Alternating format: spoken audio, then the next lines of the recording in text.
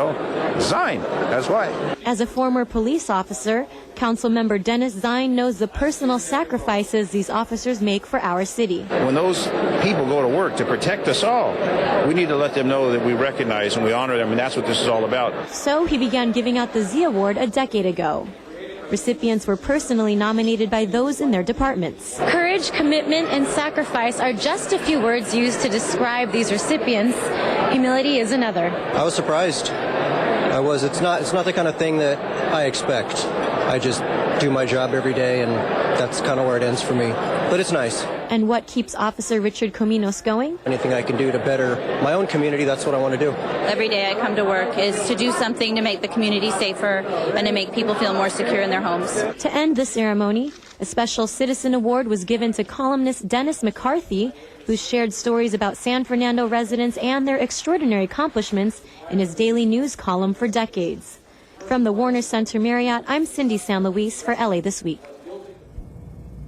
And turning to some election results from last week's primary election, in which California voters were asked to vote on term limits in the state legislature, as well as a cigarette tax. Familiar faces were also battling it out to keep their seats in the U.S. Congress. The recent redistricting process pitted incumbent Democratic Congressman Brad Sherman against Congressman Howard Berman, also a Democrat, for the newly drawn 30th Congressional District, which includes the Valley area of Los Angeles as well as other neighboring cities. Sherman beat Berman 42% to 32%. Under the state's new top two election system, as the top two vote getters, the two will continue the hotly contested fight until the November elections. Also, as a result of redistricting, Democratic incumbents Laura Richardson and Janice Hahn were also forced to fight over the same newly drawn 44th district. Both of them will also square off in November in the fight to represent San Pedro and Los Angeles, in addition to other neighboring cities such as Linwood and Carson. As for propositions, voters approved term limits of 12 years instead of the current 14 when they voted in favor of Prop 28 at 61%. However, Prop 29, which would have taxed cigarettes, failed with nearly 51% voting no. But with the split on Prop 29 so close, it may be too soon to call it. As of showtime, mail-in and provisional ballots were not yet counted. Mayor Villaraigosa had joined cycling champ and cancer survivor Lance Armstrong in supporting Prop 29. Meanwhile, LA City Attorney Carmen Trutanich did not win his bid to become district attorney. And Election Day was special for another reason this year. It fell on the same day as a rare astronomical event, one we won't get to see again in this lifetime. Anna Marcos takes us to the Griffith Observatory for the Venus transit. The sun provided a more dazzling spectacle than usual on this day, a spectacle we won't see for another 105 years. Thousands of sky watchers came out to view the June 5th transit of Venus over the sun at the Griffith Observatory.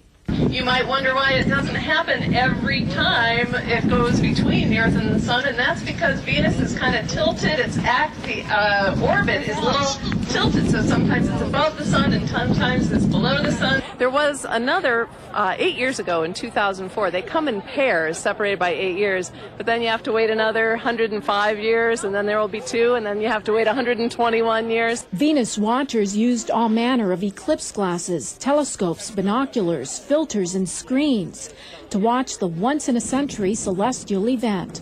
40 temporary telescopes with special filters were set up, while the observatory's permanent telescopes streamed live footage to the internet as well as to giant screens inside. It's awesome. As you can see, I'm an eclipse chaser, and since this isn't going to happen until well after I'm gone. I saw a red sun, and it had like a little black dot on it. That was Venus. Councilmember Tom LaBonge got his own special viewing of Venus and the sun. And the Griffith Observatory's own Dr. Ed Krupp was also on hand for the heavenly event. I think Colonel Griffith would have just been amazed to see this many people go an eyeball to the universe every time something happens. And this one, of course, is really special because it's not going to happen again for a long time to come. It took a grand total of 6 hours for the entire transit. But if you missed it, you're probably out of luck. The next transit of Venus over the sun won't happen until the year 2117. I'm Anna Marcos for LA This Week. Griffith Observatory also welcomes visitors to its next big sky viewing event on August 5th, when NASA will land a Science Lab rover on the planet Mars. From Venus back down here to Earth, where pollution has long been a concern of Angelenos. Cindy San Luis tells us how a new program plans to green some of the city's most polluted communities. Clean Up Green Up is a policy that reduces and prevents pollution and supports economic vitality. The steps of Los Angeles City Hall were filled with supporters of Clean Up Green Up, a locally initiated effort that starts with local businesses. The initiative looks to establish green zones in Boyle Heights, Pacoima, and Wilmington, areas that suffer from an accumulation of toxic air emissions. The intense exposure heightens the risk of premature death, asthma, and other respiratory illnesses and cancer. The concentration of pollution impacts those areas most heavily, but the pollution's effects do not stop at the borders of those neighborhoods.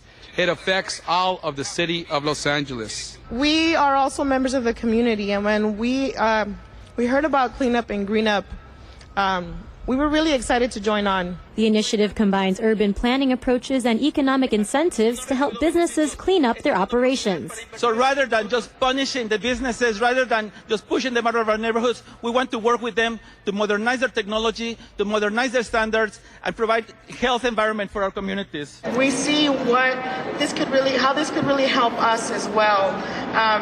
To take our business to another level and how it really is a win-win. High schooler Janet Laredo has eye infections thought to be linked to the pollution, which have affected her vision. As much as I love Wilmington, there's just too much industry, too much pollution. I live next to one of 13 major polluters in Wilmington, some which are oil refineries. Following the rally, the City Council's Planning and Land Use Management Committee, also known as PLUM, voted in favor of the Clean Up Green Up motion. The program will streamline the permitting process for businesses and help provide better access to various business support programs. That's news that's helping residents breathe a little easier. I'm Cindy San Luis for LA This Week. To learn more about Clean Up Green Up, visit their website at cleanupgreenupla.org. Turning to some transportation news, just a little over a month after service began on Metro's Expo line, work is now beginning in earnest on the Crenshaw LAX light rail line in South LA. The first phase of the Crenshaw LAX light rail line project includes utility relocation work at 10 spots along the Crenshaw corridor over a 12-month period. Once completed, the 8.5-mile light rail project will run between the Expo line on Exposition Boulevard and the Metro Green Line. The project is being funded by LA County voter-approved Measure R. With Measure R, we're investing $36 billion and building more transit lines, safer roads and highways, and better, more efficient bus service. This is the first project in which Metro, under its project labor agreement, will ensure that residents and not out-of-towners will be hired to work on the project. It means that there will be local hire, that is to say 40% of those who work on this project will have to be residents who live within 5 miles of this project. The Crenshaw LAX light rail will serve the Crenshaw corridor, Inglewood, Westchester, and the LAX area with 6 stations. Residents in the 8th District are also celebrating the beginning of a much-anticipated project that had been a quarter of a century in the making. Here again is Cindy San Luis, who reveals which business will be breaking ground in Baldwin Hills. You used to come by and dread and roll up your windows and not look to the south or the north. You look at it and you say, when are they going to do something about it? Well, we're going to do something about it. Councilmember Bernard Parks is talking about Marlton Square, the 20-acre shopping center that had fallen into disrepair and sits nearly vacant at the corner of Martin Luther King Jr. Boulevard and Marlton Avenue in Baldwin Hills. The blight came and it just turned into abandoned buildings and a lot of break-ins. Dolores Golden is just one of many residents who have waited decades to hear what was to come of Marlton Square. 3, 2, 1. 25 years ago, Mayor Tom Bradley mandated that this site, then known as Santa Barbara Plaza, be completely rehabilitated. After many stops and starts, the community is now celebrating the welcoming of a major tenant here at Marlton Square. Kaiser Permanente has closed escrow on over 8 acres of land, with plans to construct an outpatient medical office building at the location. We own this. I want you to know it is ours. It grew out of those of us that are committed to the City of the Angels. This is the real deal. I've been to 5 groundbreakings on this site. This is the real deal. This is going to happen. Development of Marlton Square had been plagued by numerous problems, most recently the 2004 default of the previous developer and the bankruptcy of its lender in 2006. Councilmember Parks spent the past 5 years securing funding so the now defunct Community Redevelopment Agency of Los Angeles could purchase a majority of the remaining properties in an effort to salvage the project. We're real happy to see a turnaround, a total turnaround, because it's been a long, painful journey. And with the future construction of Kaiser Permanente, the old saying, good things come to those who wait, rings true for the community of Baldwin Hills, even if the wait was 25 years long. From Marlton Square, I'm Cindy San Luis for LA This Week. And Kaiser Permanente is in the beginning stages of development, which requires the city to approve its plans before construction can begin. Over in Hollywood, a long-awaited construction project is finally completed as well. Hollywood's Fire Station 82 is taking firefighting to a whole new level thanks to a brand new high-tech facility. Yana Kay takes us inside. This state-of-the-art building on the corner of Hollywood Boulevard and Van Ness Avenue is the new home to Fire Station 82. The new fire station will cover areas including East Hollywood, Los Feliz, Griffith Park, Hollywood Hills, and others. All this is very important to have that instant fire protection and also paramedic service, so it means a lot to the community. The 18,000 square foot facility was funded by Prop F, which was approved by voters. Fire officials say the new 3-story building allows the fire department to be better prepared and to respond more efficiently to fires and emergencies. So in times when we do have those hot, dry conditions with the wind blowing, stations like this with extra space allow us the opportunity to pre-stage resources. I can bring more engine companies, more firefighters, and I can stage them here in this facility for if we do have an incident here in the Hollywood Hills or in Griffith Park. Now, one of the most unique features about this new fire station is that it is completely green. Now, right now, we're on the rooftop of the building, and as you can see, they've planted this green plant throughout the entire roof. And basically what this does is it keeps the building cool and reduces energy costs. Tom LaBonge and I are committed and introduced motion this year to make sure that we restore further services to our fire department in this coming year. Services that officials hope will keep our communities safe and protected. I'm Yana Kay for LA This Week. The official grand opening of the fire station was held earlier this month. The latest video games unveiled at E3, LA's bike path lights up with energy-saving solutions and honoring an organization dedicated to helping Latino students. These stories and more in City Beat. The Electronic Entertainment Expo, better known as E3, arrived at the Los Angeles Convention Center last week. The 3-day trade event brought together under one roof 200 vendors, retailers, and hardware and software publishers from the computer and video gaming industry. What's really exciting for me as councilwoman and for the city of Los Angeles is the 30,000 room nights, the $39 million in net new revenue projected to come into the city, the restaurants, at the bars, and the entertainment venues. So we've got a lot to celebrate. Fans attended events ranging from new video game unveilings and demos to big announcements from gaming companies. The Department of Public Works helped mark National Public Works Week with several projects here in the city, including installing light-emitting diode or LED lights along the Los Angeles River Bikeway in Councilman Tom LaBonge's 4th District. There are 169 lights in the Council District 4 portion of the LA River Bikeway, extending from Riverside Drive near Zoo Drive down to Glendale Boulevard near Hyperion Avenue. All of those lights have been changed to LED lights, saving the city about 60% in energy costs, with almost a third of those lights fitted with solar panels for further energy conservation. The first ever LA Gang Violence Prevention and Intervention Conference, organized by the Violence Prevention Coalition, convened here in Los Angeles last month. Mayor Antonio Villaraigosa delivered the event's welcome speech. In every single community, the violence numbers, the crime numbers are down dramatically. Tell that to a mother who lost her kid. you know? The two-day conference held at the California Endowment included workshops on issues such as job placement for ex-gang members and even hospital-based gang intervention.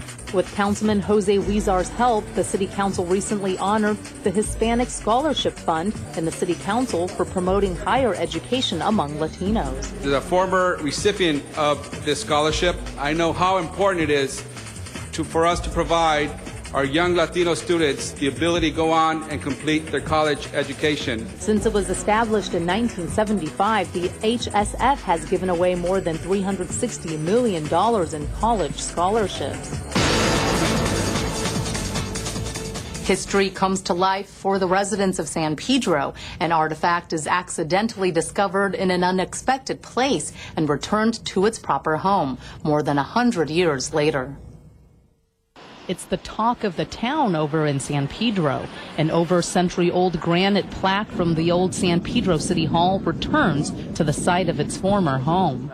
This plaque was from the old San Pedro City Hall, and sadly this building was not preserved and was dismantled and buried in what was then the outskirts of town, which was North Gaffey. And it was at a construction site on North Gaffey Street that this historic plaque was unearthed. I want to thank the member of the community who was enthused and took the time to make sure that it came to somebody's attention what he had found. The year 1907 can still be seen chiseled onto the plaque. That was the year the old San Pedro City Hall was dedicated. Well, we're really proud to see this stone return to its original location when it was erected here back in 1907. It was a terrific find to find us where it was and get it returned here, so we're glad to see it come back. 105 years to the day it was first dedicated, the plaque was reinstalled at the site of the original San Pedro City Hall, what is now the Pepper Tree Plaza at 6th Street and South Harbor Boulevard. And adjacent to it, the San Pedro Municipal Building. Progress made on the foundations laid more than a century ago. The plaque was retrieved from the construction site by the Department of Recreation and Parks, verified for authenticity by the San Pedro Historical Society, and cleaned and installed by Rec and Parks. And in this week's list of things to do, an outdoor summer movie screening, a film and literary festival all about being multiracial and learning how to do it yourself. Summer is here, and so is the Oscars Outdoors Summer Movie Series. The series is hosted by the Academy of Motion Pictures Arts and Sciences at the site of its new 7.5-acre campus located at 1341 Vine Street in Hollywood. Gates open at 6:30 p.m. with the screenings beginning at sunset.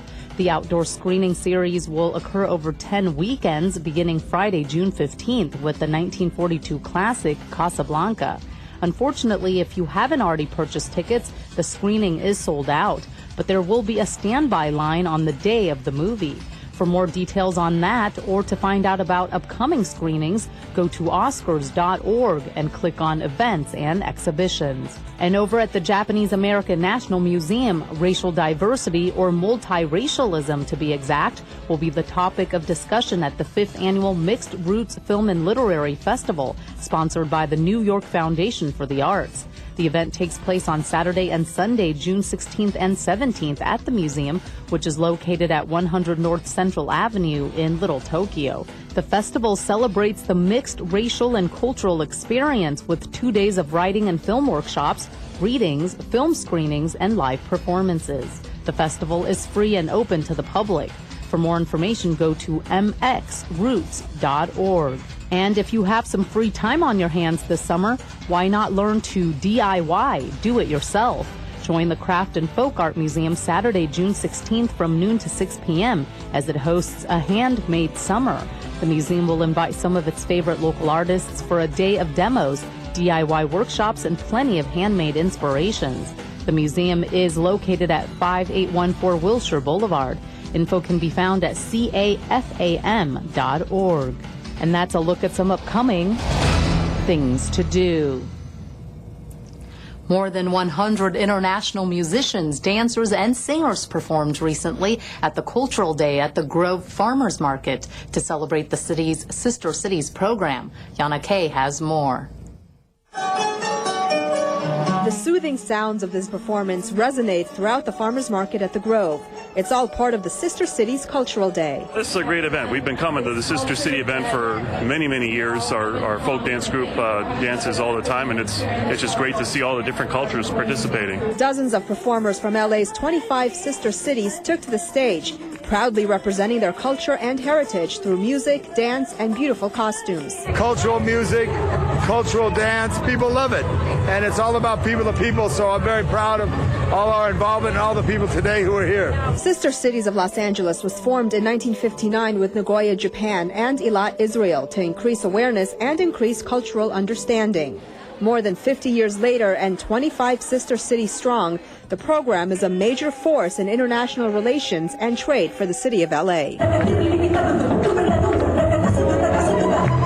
Other participating cities include Mexico City, Beirut, Jakarta, Mumbai, San Salvador, Taipei, and others. Life is short, you live every day, my loves. Enjoy life. City officials say using the universal language of music and dance helps promote relationships with cities and people around the world.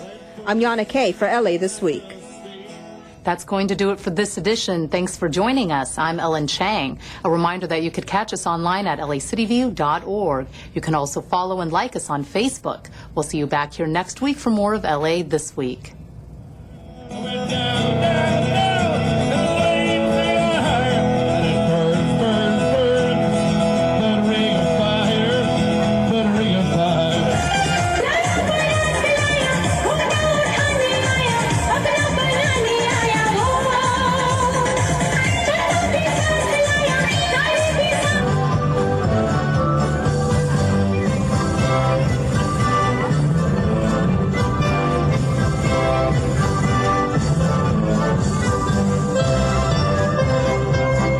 We're taking it to the streets of Los Angeles for a whole new take on fitness and active lifestyles.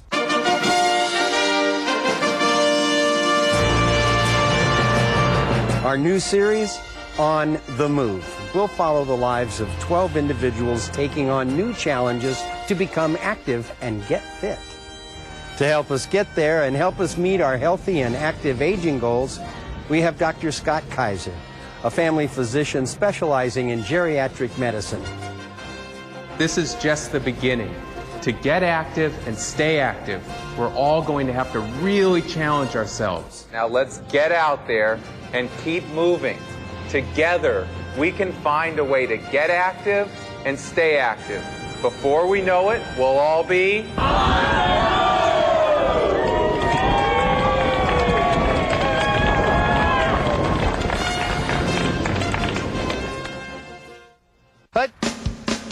Hi, I'm Craig Irwin in Los Angeles. Hi, I'm Trenton Irwin, and you're watching LA City View, Channel 35, Our City, Our Channel.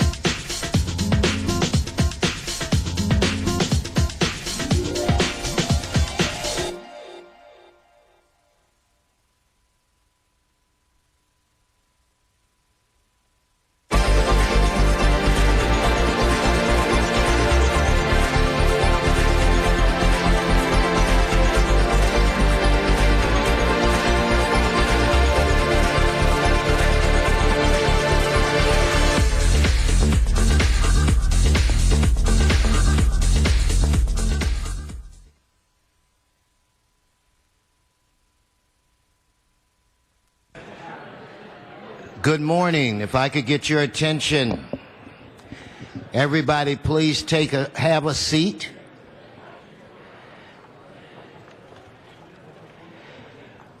Welcome to your Los Angeles City Council meeting. Yeah, give us all around. All of us, start this Wednesday off correctly. It is Wednesday, June 13th. This council meets every Tuesday, Wednesday, and Friday at 10 a.m. The public is welcome. If you want to just come and watch your government work, please be our guest.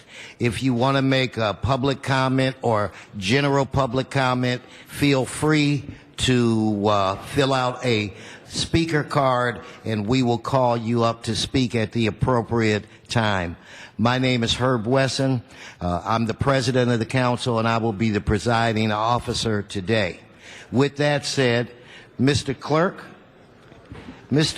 I believe we have a quorum. Am I correct? If so, call the roll. Yes, you are, sir. Alarcon, Buscaino, Cardenas, Englander, Garcetti, Weezer, Carrasco, Corrigan, LaBonge, Parks, Perry, Reyes, Rosendahl, Zion, Wesson, 12 members present, and a quorum, Mr. President. Thank you. First order of business? Approval of the minutes. Mr. Cardenas moves. Mr. Buscaino seconds. Next. Commendatory resolutions for approval. Mr. Englander moves. Mr. Zion seconds. Next. Mr. President, that takes us to items 1 through 7. They're items noticed for public hearing. I've been informed from staff that there's an amending motion for item 6 that will be circulated shortly. Would you like to hold 6 on the desk? So yes, let's hold item 6. Furthermore, there was a request from member to continue item 7 to August 3. Again, that's item 7 to August 3, sir. Okay, without objection. Do we have cards on items 1 through 7? No, sir, we do not. Okay, specials members. Okay, on these remaining items, let us open the roll, close the roll, and tabulate the vote. 12 ayes. Okay, I want to make an announcement to those of you that are here today. I am going through the agenda. When I complete that, then we will begin with presentations, and then we'll go directly into today's business. So, returning to the agenda, Mr. Clerk, I think we're now on items 8 through 13. That is correct, sir. Items 8 through 13 are items for which public hearings have been held. Again, there is an amending motion forthcoming for item 11. Would you like to hold 11 on the desk? Okay, let's hold 11, and I see Ms. Perry. 13. Ms. Perry holds. And then 9 also. 9 and 13.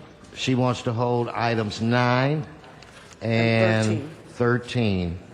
Any other? Mr. Garcetti. 12 for Mr. Garcetti. Any other specials? Mr. Clerk? Mr. President, before voting, might I add that committee reports for items 9, 10, 11, and 13 have been submitted and are before council for its consideration. Okay. Now, on the remaining items, let us open the roll, close the roll, tabulate the vote. 13 ayes. Okay, Mr. Clerk, I believe we're now on items 14 through 22. Am I correct? Correct, sir. Items 14 through 22 are items for which public hearings have not been held. 10 votes are required for consideration. I love it when I'm correct. Doesn't happen often. I enjoy it when it does. Okay, so without objection, those items are now before us. Do we have cards on those items? Yes, sir, we do. We have cards on items 14 and 15. Again, 14 and 15. Okay, members, specials on the remaining items. Mr. Parks, did you want to? Do we have a card you said on 15? Okay, thank you. But still I want to put your name here as well. Okay, any other? All right, on the remaining balance, let us open the roll, close the roll, let us tabulate the vote. 13 ayes. Okay, that brings us to section 23 through 30, Mr. Clerk. Yes, sir. Items 23 through 30 are items scheduled for closed session. Would you like to hold them on the desk? No, what I'll do is I would like to ask the Chair of Budget and Finance, Mr. Krikorian, what is his desire on these items. Mr. Krikorian, we look to you for guidance on items 23 through 30. Thank you very much, Mr. President. Item 23, I will need to call special. As to there is a technical amendment that we have to do there. The remaining matters have all been considered by Budget and Finance. We're pleased to deal with them in open session now, unless members have questions that would require us to retire to closed session. Okay, let's see if we can run through these. Maybe we'll catch a break. Maybe we won't. In fact, on these items, is it necessary for cards, Mr. Clerk? No, sir. Public hearing was satisfied in committee, sir. Okay, so we're going to hold item 23 for some technical changes. Can we, Mr. City Attorney, vote on items 24 through 30 at one time if I allow the clerk to read each item? Yes, provided no council member would like to discuss these matters in closed session. Okay, so members, as the clerk is reading off the number or the item, if you want to hold it special, just let me know. Mr. Cardenas. 8 forthwith, please. 8 forthwith. Okay, on item 8 forthwith. Okay, Mr. Clerk, if you'd start with item 24. Very good. In the case entitled Katayan Marabi versus City of Los Angeles, there is a recommendation to expend $170,000 in settlement. Item 25, in the case entitled Rebecca Martin versus City of Los Angeles, there's a recommendation to expend $300,000 in settlement. Item 26, in the case entitled Margaret Brown versus City of Los Angeles, there's a recommendation to expend $165,000 in settlement. Item 27, in the case entitled Bodegilian versus City of Los Angeles, there's a recommendation to expend $180,000 in settlement. Item 28, in the case entitled Jean D. Sansaver versus City of Los Angeles, there's a recommendation to expend $150,000 in settlement. Item 29, in the case entitled Brian Sleeman versus City of Los Angeles, there's a recommendation to expend $165,000 in settlement. And item 30, in the case entitled Jesus Hernandez versus City of Los Angeles, there's a recommendation to expend $950,000 in settlement. Okay, on these items, Madam Clerk, would you please open the roll, close the roll, tabulate the vote. 13 ayes. Okay, Mr. Koretz. I think I'm recorded on the... She said 14 ayes. She just changed it. She's quick on her feet, Mr. Koretz. She saw you and bam.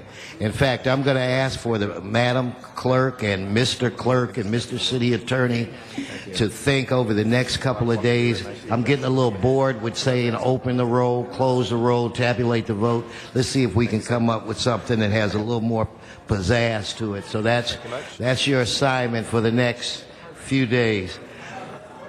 Alicon said, what about let's roll? I like that, Mr. Okay, where are we now, Mr. Clerk? Mr. President, before moving on, would you like to send those matters forthwith? Forthwith. Forthwith on 24 through 30. Very good. That takes council back to presentations, item called special or public comment on items not on council's agenda. Okay, this is what we're going to do. We're going to go to presentations.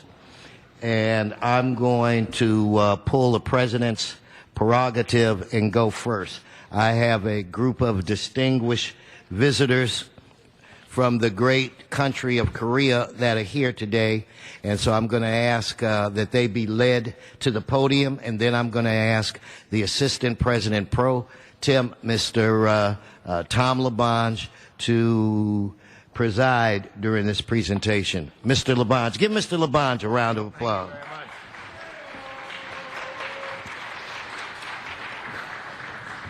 Thank you very much, Mr. Wesson. Appreciate that. And we now ask that President Wesson take the center podium here in the John Ferraro Chambers as we salute this very special delegation from Korea, and also a shout out to Busan, our sister city, and Seoul, an Olympic city. So at this time, I'll call on the President of the City Council for the presentation, Mr. Herb Wesson. Good morning. Good morning. Good morning. Thank you, Mr. President and members, and Mr. Labange. Don't get too excited up there. You're temporarily warming that seat. I don't want you to pull a. I don't want you and Alacon to pull a coup in my absence here. A highly respected newspaper in the Korean community, the Korean Daily, is hosting a fantastic event. It's called the Excellent Global Management Awards. And these awards will recognize outstanding global business leadership. I have with me today CEOs from various businesses that operate in Korea, the United States.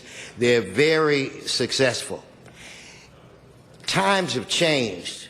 When we say global business, really what that is local business as well. I mean, within seconds we can communicate with people all over the globe. I want to acknowledge that our own Los Angeles Times is involved in this event, and tonight they're hosting a very special reception for these leaders of business. We also have representing or working with the Times is the Epoch Times, which is a Chinese publication, the New Viet, which is a Vietnamese publication, and the Japanese Daily. We have with us a representative that's going to speak on behalf of the entire organization. And see, members, what I'm trying to do is to change a trend. Even though we might have 12 great people here, you can ask that one person speak and represent the entire group, thus getting to the city's business sooner. So representing is it Eugene Crevice LTD Corporation. I would like to have their CEO come forward as I present. I'm going to be presenting each business with one of our beautiful resolutions from the great city of Los Angeles. In fact, the greatest city, if you didn't know that. We are the greatest city on the planet. But I'm going to present this to you, and later everyone will get one. And I'm going to ask you to please represent the group and say a few words. Congratulations. Can we give them a round of applause? The mic belongs to you. Thank you very much. I would like to thank the President of Los Angeles Council, Herb Wesson, and everybody who is here today. It is a great honor and pleasure to be here as a representative of many Korean businessmen. Los Angeles, like its name suggests, is a beautiful city with marvelous weather, graceful seashore, and wonderful people. After the Korean War, Korea had received much help from our allied nations. Even though the country is still divided in two, Korea has now become a liberal democratic country and a force in a global economy. We are sincerely thankful for all the support and help received from our allied nations, including the United States. In November 2009, Korea became the new member of OECD Development Assistance Committee. We are now able to provide help and assistance to other countries instead of receiving them. The Korean government and many Korean NGOs are working hard to eradicate poverty around the world. We have volunteers in 91 different countries to assist the people there. Korea hosted several important meetings in recent years, including the 2010 G20 Summit in Seoul, first high-level forum in Busan, and Nuclear Security Summit. Through active global participation, Korea is a contributing global economy, civil society movement, and global proliferation in many positive ways. The Korea-USA FTA, which entered into effect on March 2012, will help improve global free trade in numerous ways. So, how did Korea develop into global force in such a short time after the war? First of all, I think it was the power of Korean mothers. They sacrificed everything for their children and never said no. They were devoted to making their children's lives better than theirs. Today, there are many Koreans around the world, including UN Secretary General Ban Ki-moon, World Bank President-elect Jim Yong Kim, and the Winter Olympic champions and a role model to many Korean children, figure skater Yeona Kim. They are all contributing to make this world a better place for everyone. The second reason Korea grew as a strong country in a short time is because there are valid tensions with other nearby countries. There are undeniable tensions between North and South Korea.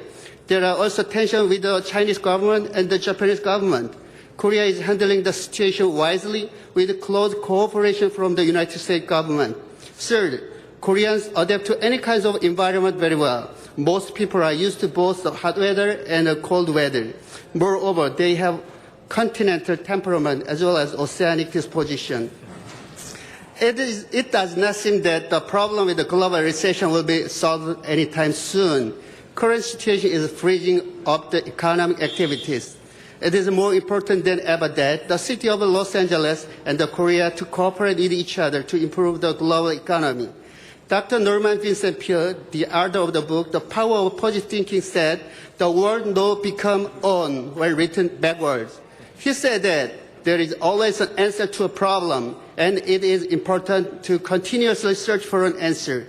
I hope the companies in Korea and the companies in Los Angeles can think about the on and not no to find ways to improve the global economy together. Lastly, I would like to thank those who made the Globalization Excellent Management Award possible. LA Times, Korea JoongAng Daily, Korea Daily in USA, Korea Ministry of Knowledge Economy, Korea Trade Association, Korea Chamber of Commerce and Industry, Korea U.S. Economic Council, Korea Trade Investment Promotion Agency Los Angeles, U.S. Chamber of Commerce, Korea American Chamber of Commerce, and LA Korea Chamber of Commerce. Thank you and God bless you. Thank you, thank you. I just want to take a brief minute. Where's Nicole? A highly respected reporter. No, I'm not going to ask you to say anything. She almost fainted.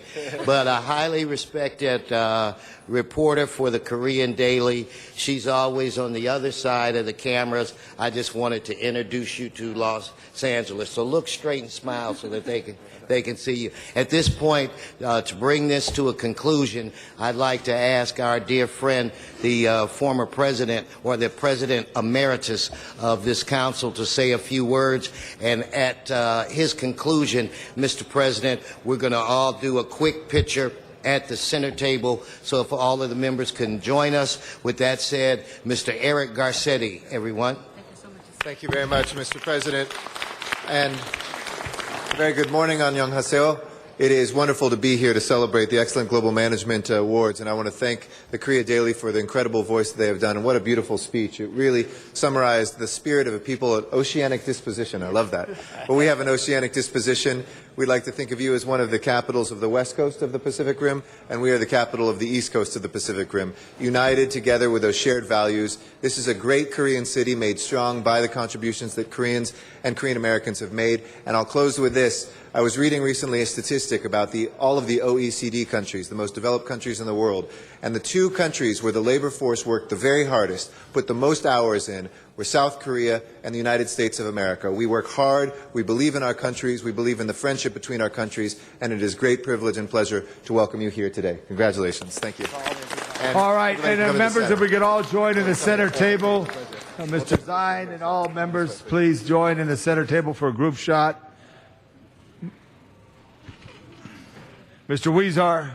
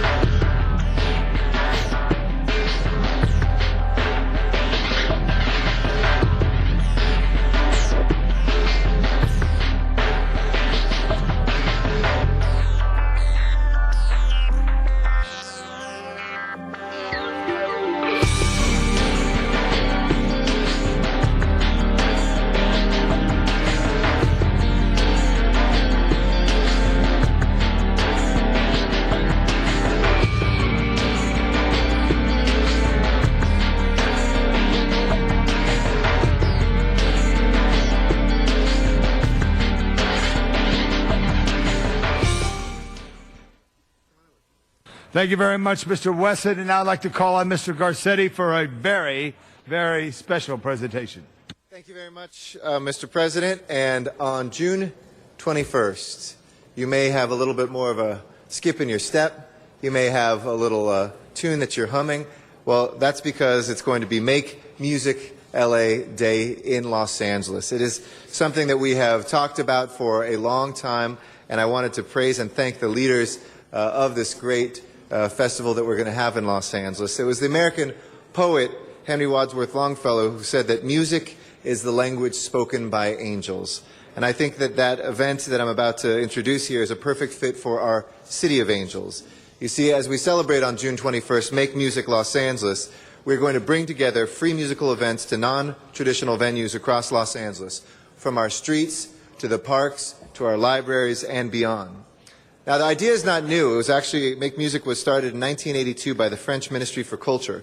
It's now held in more than 100 cities all over the world on the day of the summer solstice, which is a big day of celebration for Mr. LaBonge, and he'll be leading a hike up to the top of Griffith Park, Mount Hollywood. June 20th is solstice. We'll make sure we have some musicians along the way. We always do. With you. This project encourages musical contributions from all genres, and it is, we don't have to be sad that we haven't had it before, but this is the music capital of the world, and so it is fitting that Los Angeles is joining the world in celebrating. It gives listeners a chance to hear a variety of music, to discover the vast array of talented musicians in our city. When you think about all the genres of music in this city that started here or that blossomed here, Los Angeles really has its place at the head of the table when it comes to music. And it's Dorsey Dujon who I want to especially thank so much for championing art and art appreciation here in Silver Lake. In Los Angeles. But I remember her work in Silver Lake. We've met many times over the years where she's been full of the most incredible ideas. We have the most creative people in LA, and Dorsey is, I dare say, right at the top of that list as well. We held a kite festival in Silver Lake on Father's Day. There were tons of kids that were out there with huge smiles, clearly thrilled to be flying kites. Well, her new venture sets to the skies as well, to Make Music Los Angeles, and it's bound to bring about just such as much joy to our city. We've got a whole host of folks here who are going to be part of making music here in LA. We know that we make music 365 days a year, but please join me in recognizing Dorsey Dujon, the Executive Director of Make Music LA, and everybody on June 21st, get out there, hum a song, get out your instruments, play along, and go enjoy what is best in Los Angeles as we make music in our great city. Please give her a round of applause.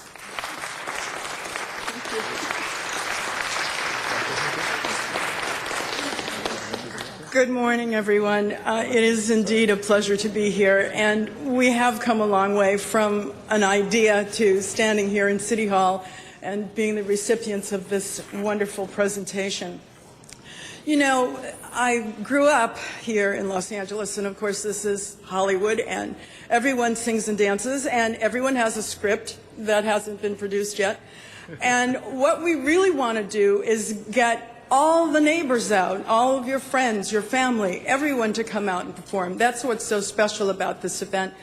And we're not looking at anyone and saying, oh, gee, well, you're not really that talented. No, everybody is talented, and everyone has something that they can do and can contribute to this. All of us here, as a matter of fact, did you know that Officer Johnson plays the French horn? We did not. Officer Johnson. Officer Johnson plays the French horn. We expect him to be announcing the arrival of the council president that day with a French horn. So what we're doing is if you go to our website, makemusicla.org, you'll see how everyone can participate. What we ask is that everyone go online, register their concert, and a concert can be one person with a French horn, or it can be a group. We're really looking for everyone to come out and play and enjoy. And we know it might take a little while before everybody kind of gets it, but it's starting. We've got some wonderful concerts that people will be able to go out and enjoy. I would like to thank all of our partners and people who have been contributed to this. And it would be Metro, it would be Olga here with the Department of Cultural Affairs, and we have our wonderful board. And, of course, Councilmember Garcetti and LaBonge, who were the first ones that said, what did you say? You got 2 minutes, kid. And you said you had me with hello. Yes. So thank you very much to the Los Angeles City Council for this wonderful honor, to all of you, and especially to this wonderful board. Thank you very much for this. Thank you very much. And Ms. Garay, want to say something? I gave you the hand mic, Eric, so you could introduce some of that board right there, because they're very helpful to our community. All right, well, I think Olga Garay is being shy, but we thank her for making this happen. I also know that we have some musicians around the Horseshoe as well, so we're looking forward to a solo performance, a cappella, in San Pedro on the streets from Mr. Buscaino. He will take requests on June 21st. You just let him know. But I didn't know that Officer Johnson played the French horn. Around us, we probably have musicians in this room, and I just wanted to ask all the board to just stand up and be recognized as well. Be recognized. Thank you very much. And if folks want to find out about information, what the website is just MakeMusicLA.org. MakeMusicLA.org. So June 21st, let's make some music and let it ring for weeks and months to come throughout the year. Congratulations, and thank you very much, Mr. Make President. Music LA, good job. All right. Very good, Mr. Garcetti. Mr. Garcetti. Can you give these to Yeah. everybody? Mr. Garcetti. Yes. You got 30 seconds? For what? If my dreams could all come true. This is for my mother. Darling, this I know. Happiness will follow you everywhere you go. Everybody, love me tender, love me true. All our dreams come true. For the city of Los Angeles is a great place, and Tony's going to try to cut me off, so I'll say no more. Gong, says Tony. Thank you, Music LA. I tried. Mr. Clerk, what's our next order of business?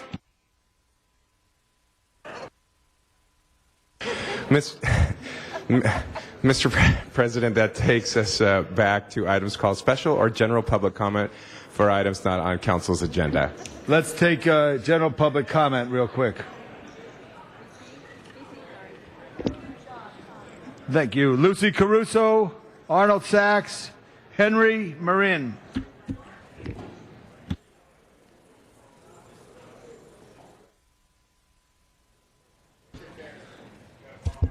Lucy Caruso, Arnold Sachs, Henry Marin. Marine, excuse me, Henry. You know, can you hear me? I don't think it's on. How is this turn on? I don't think it's on. Oh, that was so cute. We don't know your talents. You should put out booklets about each and every talent. I'd like to get a booklet like that. That's very interesting. Anyway, I wanted to comment. Last week they had that, there was these two, they were so cute the way they were talking. They remind me of Dobie Gillis, Thalia, and they were talking about, one talked dispensaries, marijuana dispensaries, and one talked about prescription drugs. The reason why I'm mentioning this is, here's my notes. I can't even think of.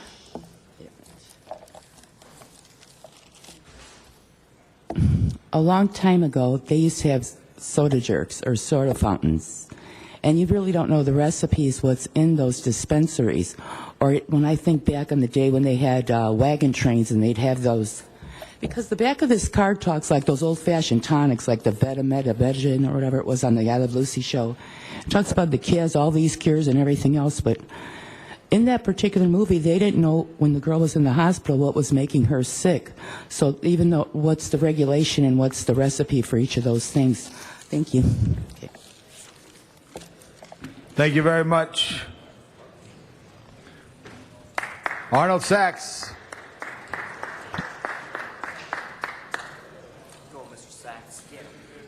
Thank you. Good morning. Arnold Sachs. I was reading an article in yesterday's newspaper. Surprisingly, it's about the budget. This was in Gardena, the Daily Breeze. And it mentions, with cost savings realized by not funding vacant positions, city staff expects to end the fiscal year with about $114,000 left over to add to its reserve fund. And that's by not funding vacant positions. Well, LA helped balance its budget by not funding vacant positions. And the county helped balance its budget by not funding vacant positions. But somehow the state hasn't been able to not fund vacant positions. First of all, how do you fund vacant positions, and how much does that cost? And how many funded vacant positions are available for next fiscal year to be eliminated to help fund the next fiscal budget? And again, why is the state not eligible to do that? Are all its positions funded and filled? It has no vacant positions that are unfunded? The doublespeak that goes on and that it's accepted by the council members is one thing. But for somebody as a reporter to report this and not ask, what the hell does that mean? And not to inform the public, because the public reads this, and for some reason they accept it, that's mind-boggling. Just like this article in the Daily Breeze from the 5th. Lack of quorum delays concession contract. They wanted to vote on a concession, and one of the commissioners recused himself because he had worked for Melvey and Myers. But in a previous vote, he accepted it, but Thank you. Thank you. Mr. Alarcon. I just want to clarify that any organization, be it public or private, that has tens of thousands of employees is going to have vacant positions, and is quite common. Yes, at the state, they do fund positions that are vacant because the intent is to hire those positions. You can't stop the watch on June 30th and just look at those positions that are filled to fund. So Mr. Sachs is incorrect that this is an unusual practice. It is common practice in business and in the public sector. Mr. Marine. Yes, getting back to positions, HECLA and COLA MOUs show how much the honorable members of the HECLA board and the city council agreed to shelter from the pay of employees in new construction, maintenance, and labor positions when they became available. Thanks to the Rodney King beating and the riots and the Martin Luther King Day earthquake, we've come up with a whole lot of extra work. And you know the rules. Anyone employed past 1,000 hours has to be brought in to participation in this pension plan. The definition of a permanent employee is one who has been employed past 6 months and allowed participation in LACERS. The definition of discrimination is one who has been employed past 6 months and denied participation in the LACERS. And due to misunderstandings, money's been stacked up in union pension plans, placed in there, layered, and integrated, which is commingling. And in this world, it's got to be segregated in black and white for public funds and union funds. They cannot be commingled. We know you paid us 10% less and provided us 90%. Therefore, if you give me 90%, you're holding 10%, and this money was mislabeled as reserve funds in your general funds and your public funds, CRA funds, because we know all this money is CRA funds for construction work. Construction workers are subject to prevailing wage laws in the state of California. The city uses too much money to be able to define which is which, so you got to pay prevailing wage all the time unless you want to identify it as being separate and state money. So, and all these employees paying 1,000 hours need permanent positions. Get them in there. Mr. Herman, Mr. Evans, Mr. Carry-On. I'm Evans. I'll go right ahead, sir. Can I go next? Yes. All right. If Los Angeles or Mr. Los Angeles had another name, it would be Councilman Tom LaBonge. Mr. LaBonge, I want to thank you for your outstanding public service. I have a letter that I'm going to give you to the governor. We have far too many parolees coming back to this community. I'm urging the governor and Secretary Kate, the Secretary of the Department of Corrections, to create a parole to military service program. Give these young people, especially offenders who are under 25 years of age, an opportunity for a new life plan. The military offers tremendous opportunities as far as training, education, resources. Not everyone can be an Air Force jet fighter pilot, a Navy SEAL, a Army Commando, or a member of the 1st to the 10th Air Cav like I used to be. Of course, I used to be tall, good-looking, and a wonderful fellow. Now, I have a suggestion, Mr. LaBonge, as far as Mr. Wesson's request earlier. I think you ought to, instead of saying call for the vote, say, let's do it. And then when it's time to open the rolls, do it. And that would be a lot better. Again, I want to thank everyone here today. I want to thank the council for outstanding service to our great city, scandal-free service to our great city. And for those of you who are at home, please visit the website mervynevans.com, and you can take a look at the letter to the governor. We have far too many correctional releasees being put into the streets of Los Angeles. And Mr. LaBonge, I was serious. You really are an outstanding reflection of Los Angeles. Thank you, Mr. Evans. Mr. Herman.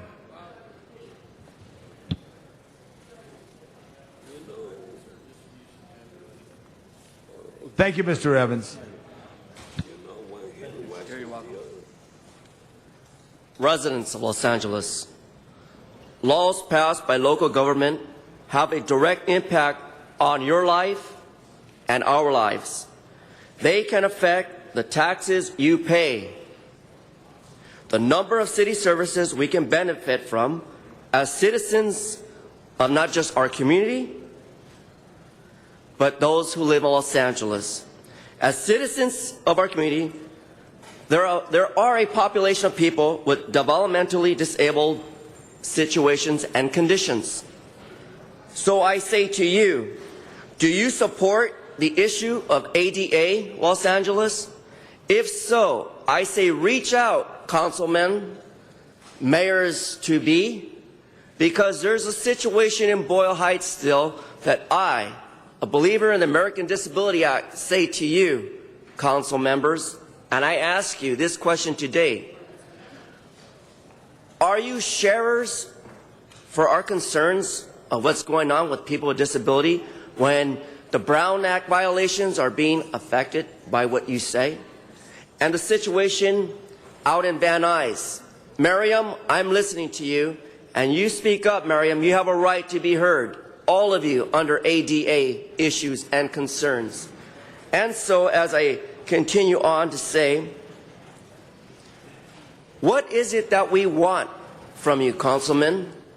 We don't just want you to act as public officials. We want you to do business as officials, to see that Hazard Park is open, that Hazard Park has a situation to allow people to use the equipment, the facilities, and more so, fund it. There's fundings under DOD and Board of Public Parks. And so please hear our concerns on this issue today. Thank you. Thank you. If I could call Michael Carrion, my good friend, John Walsh, HollywoodHighland.org, and we'll go to the Valley for Miriam Fogler. So if I could get Michael followed by Mr. Walsh. Morning, Michael. Good morning. Once again, I have the same question I had yesterday. When are we going to get this meeting started on time? 1, 2, 3, 4, 5 council members were here on time. The rest of you guys were late. Once again, habitual tardiness by elected officials who make over $100,000 a year. And you ask yourself why the city of Los Angeles is bankrupt. If they're late to a city council meeting, they're late to pay the bills, not their bills, city bills. They're late to deal with city business. They're late to deal with life-threatening problems. The gentleman that spoke before me asked the 2 runner-ups for mayor to listen to him. Neither one of them paid attention to him. Okay? The other mayor wannabe was over here on her iPod right now, not paying attention. Again, Americans with Disability Acts. Right outside on Temple Street, you've got more police cars blocking the bus zones in and around this city hall than you do around the whole city. But not one of you have the courtesy to get up and speak on it. Then, when there's a disabled person up here, you come up here and toot your horn. I call that a hypocrite. Mr. Zine got up and spoke about Mariam Folger. Basically, he called her a liar. Implied that your office got back to her. The email might have gotten lost. If somebody tells you that they don't reach you and your office doesn't call them back, have the courtesy to call and make sure that you hear the person's voice on the other side and have a conversation with them. Thank you, Michael. Mr. Walsh, followed by Marion Fogler in the Valley, and Donna Pearman. You're not going by Donna Garcetti today? Okay, so we'll get Mr. Walsh. Good to see you. Good to see you, John Walsh, blogging at HollywoodHighlands.org. You already said that, Mr. President. Today is Marriott Rotten Hell Hotel Deal Day. That's Marriott Rotten Hell Hotel Deal Day. Just another one of your corporate welfare deals. Mr. President, instead of open the roll, close the roll, tabulate the vote, why don't we just simplify that so that every time there's a vote, just say open fire. They'll know what to do. We are the targets, after all.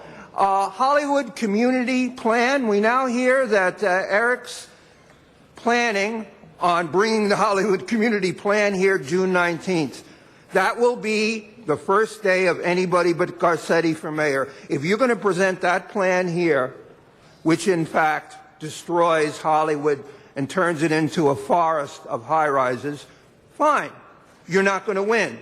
Your campaign is already, his campaign is already in the doldrums. The honor roll for those who have defeated Trutanich has been revised. Let me read it. Bloggers and blogs. Stephen Box, Tim Kavanaugh, Celeste Freeman, Michael Higbee, Jack Humphreyville, Scott Johnson, Ron Kay, Joseph Maylander, Mayor Sam, Street Smart, Walsh Confidential, Witness LA, Zuma Dog. That is in alphabetical order. And incidentally, presentations used to only be on Friday. Now they're on Tuesday, they're on Wednesday. Now they have a new rule here. Any day that ends with a Y, we have presentations. I'm telling you that rape is out of control in Hollywood, and they just tore down a building at the corner of Hollywood Boulevard and Argyle with asbestos in it. This is Eric, HollywoodHighlands.org. Anybody but Eric for mayor. Thank you, Mr. Walsh. And before we go to the Valley, I see that Mr. Alarcon had pressed his button, and Mr. Zine. Before I call you, Mr. Walsh, you've started something. Mr. Walsh is suggesting that when we vote, we said just say open fire. I also received a note that says spend that, count that, hit that. Okay, so keep them coming. Okay, with that said, Mr. Alarcon, and that was from our own city attorney, okay? Mr. Alarcon. Actually, it was Mr. Boscano pushed my button because he wanted me to speak, but I didn't. Okay. Mr. Zine, did you want to say something? No. Okay. With that said, let's now go to the Valley, Channel 35, to get Marion Fogler, Donna Pearman, and Sharon Brewer is there today. Let's fill up some of these seats. Why don't you encourage people to come over here instead of shutting us down? The video conferencing, and you know, I tell you, if I can tell you, I did the clocking and the economics. It's a disaster. I would not make it on time, Michael. I would not make it on time at 8 o'clock because 10 o'clock because I still would be en route and trying to get through the maze getting into City Hall, you know, with my asthma and my bad back aching really bad. You people really like to see that? Mr. Rosendahl and Jen Perry, please turn the vote around to yes to keep this open.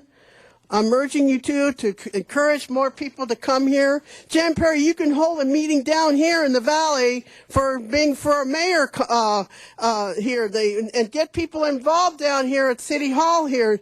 You're the ones that are shutting off the public from here. They could sit here hour, 2 hours, 3 hours, 4 hours, and if you especially put all your presentation and proclamations just on Friday, this is a laughing joke, John Walsh, and I'm not the one that was the liar with Zines Ed. It was Sharon Brewer, Mr. Michael Calderon. So I'm just putting on this record right now is that the fact is that I'm trying to be more, have specifics, not just call you crooks, but to show you that you need to make sense and to be concise and not waste our time, waste money, and not commit fraud. So this is make government honest.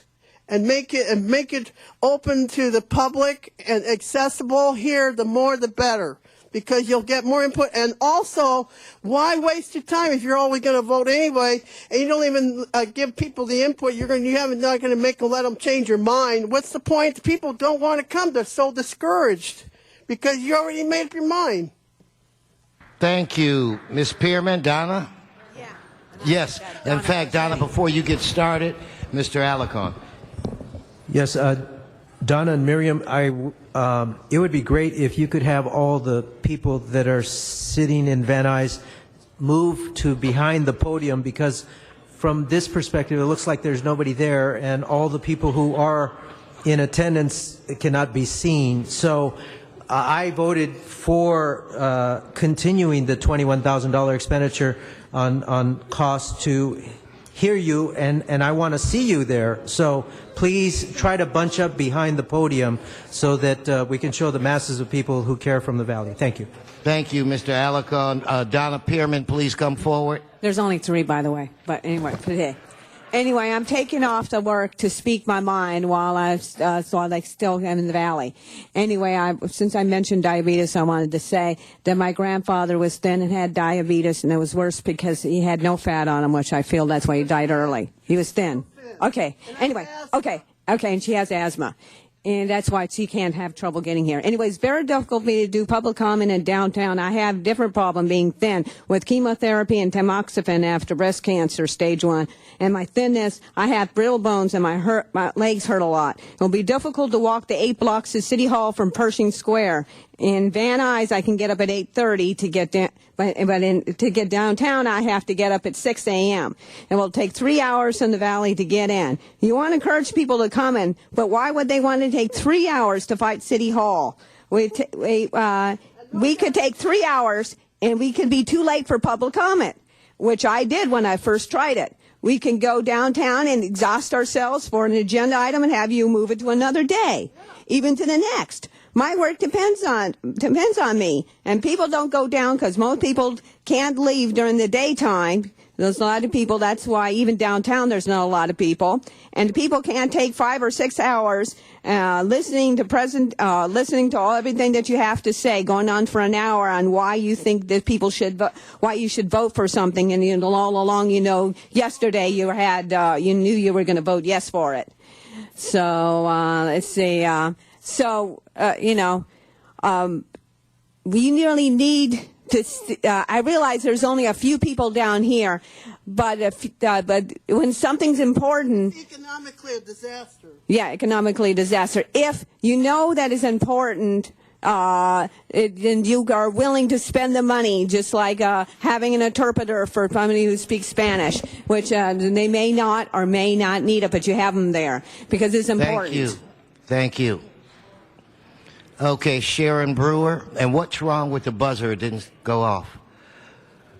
Ms. Brewer. Hi, Sharon Brewer, public comment. I want to take and read the email that I was referring to, that's June 4th, 2012, that was sent to Mr. Garcia. And it is stated that I know that you responded on May 16th, 2012, after Irma contacted you regarding AB 1290 funds, but I didn't see that all of my 6 specific questions asked in my May 1st, 2012 email below were answered. I would appreciate it if you would answer the 6 questions asked below as soon as possible. You can answer below each question if you like. Thank you, Sharon Brewer. So yes, he did go and respond generically on May 16th, and I assume that that's probably the email that was stated yesterday. But mine was from June 4th, and I originally sent the email May 1st and had to finally send it to Irma. And as of this morning, haven't gotten a response from any of the emails, either the one about the LA River Bikeway, Van Alden, or Corbin that was done June 4th. The other thing is why people don't attend video conferencing. 1, have to work to pay bills. 2, can't wait for hours to speak for 2 minutes. 3, people, no comments won't make a difference. Council members not listening. 4, no consistency in how city council meetings are run. Public comment, agenda items, presentations done before business, don't know how long those will take. Public comment downtown and not in Van Nuys, economic hardship, cost to get downtown, gas parking, time. I took the orange line, it took me 10 minutes here. City council should find out themselves, maybe through neighborhood councils, why people don't come to Van Nuys City Hall to make comments before they make the decision. Thank you.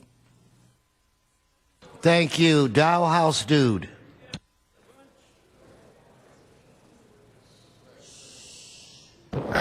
Yes, I know now why I come here. It's cheaper than a comedy club. Labange, don't quit your day job. Alarcon, that was a great. Where are the people? There's nobody there. Why don't you have just a tiny little room where those 3 can, be on TV? Anyway, it costs $20,000 to have a little place. Oh. Anyway, things don't cost that much if people get together voluntarily and finance each other. But see, we have a system here where we involuntarily give you our money. It's called taxes, and you do whatever the hell you want with it. So, you know what I'm saying? Anyway, I propose that you could please be one of the most forward-thinking city councils and help me start the ball rolling on the idea that people can actually finance each other out of homelessness. Screw Bank of America, which at one time was Bank of Italy, which is run by the mafia. Screw every other bank, because all they do is give you penalty after penalty after penalty. Oops, that sounds like city council too. Penalize everybody so they cannot have a home. Mayor, whoever, it doesn't really matter.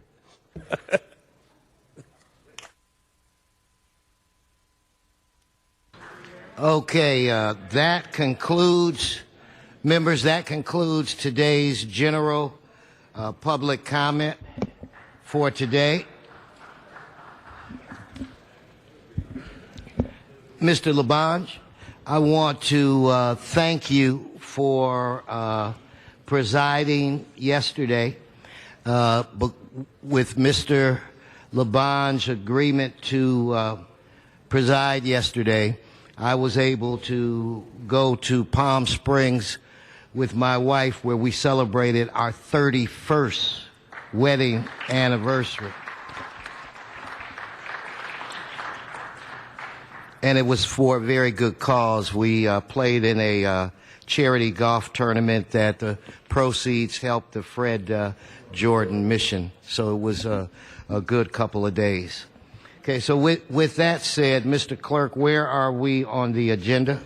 Mr. President, that brings us to item number 6. It was being held for a substitute motion. That motion has been submitted and is now circulated and before the members for their consideration. Oh, okay. Then on that, let's take item 6 at this time. There's no one in the queue, so we'll go back to our old way of voting here. And I will say open the roll,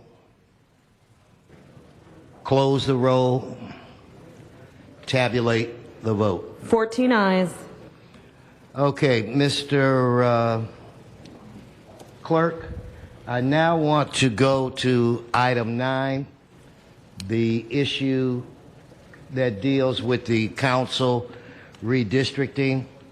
I have several cards on that item. And I will say this, that we've had over 6 hearings in committee, and we did have a very hearty discussion on the council floor. And by our actions, we have already met the requirement where it relates to a public hearing. With that said, however, we have 5 cards. So any card submitted now, I will not hear. I will provide a professional courtesy to the 5 individuals that got here relatively early and put in a request to speak. So let's start by going to the Valley, where we will hear Sharon Brewer first, followed by Miriam Fogler, followed by Donna Pearman. So if we could go to the Valley.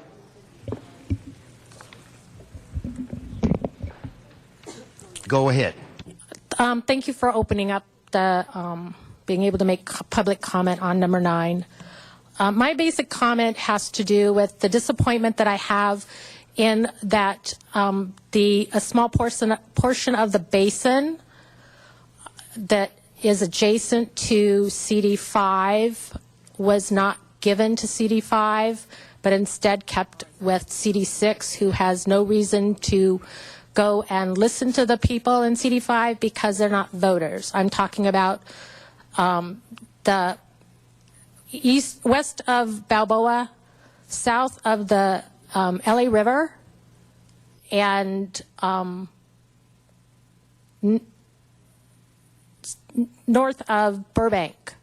These people whose property directly are adjacent to the Balboa Sports Center and also to a baseball field, Harvard Westlake, to the north, are impacted by these facilities. And by voting for what the proposed boundaries are for CD6 and the entire Sepulveda Basin, you have made it almost impossible for the Encino Neighborhood Council to go and help their stakeholders that are directly affected by these properties, which they have had problems in the past and I'm sure will continue to have. So it seems like that, you know, for the council member for CD6 not to go and give CD5 that little bit of property,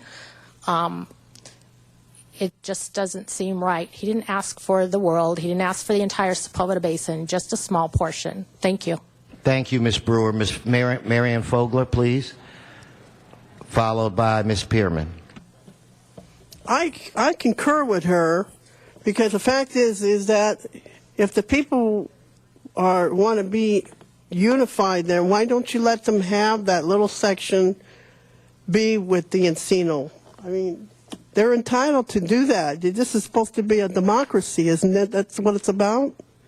If you're talking about people participating here and getting people out here, encouraging them to come here, and you want them to conglomerate here in front of the camera, which a lot of us are not, some of them are camera shy, but why can't you accommodate the boundaries here so that these people will feel at home and feel like they're part of the Encino Neighborhood Council? I mean, I don't know what you're doing here. You're really messing up the whole boundaries. So that's all I have to say right now. I'm just very upset that you want to shut down our video conferencing. We don't have no right to speak on these matters, see? Because you're going to make it impossible for me to get down there, because I'll miss all these things, because it's going to be very difficult. And you know what you're doing, you make it very difficult to reach out with democracy. It's very difficult. So I want you to turn around the votes and let us have video conferencing here. This is so important because of neighborhood council. The redistricting, the people come down here and they want to voice her. Sharon Brewer, she has her problem. How is she going to come here and speak on this matter? This is a good example. Thank you. Thank you. Donna Pearman?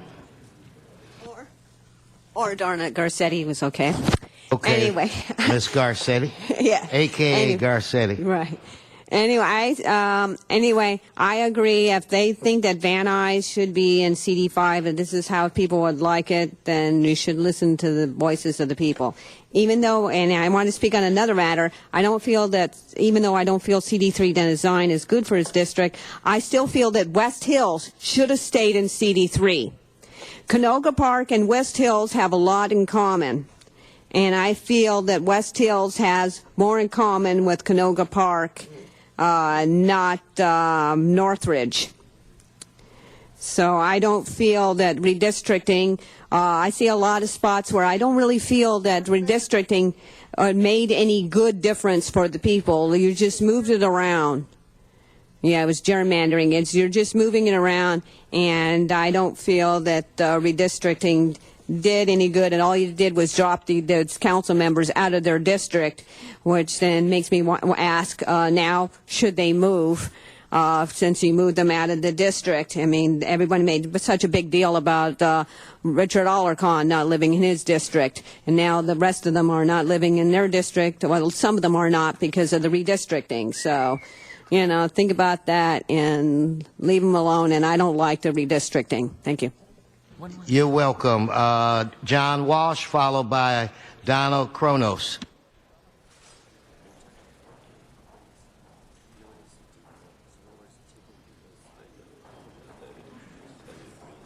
John Walsh, blogging at HollywoodHighlands.org. Check what we have to say about Mr. Tutanich.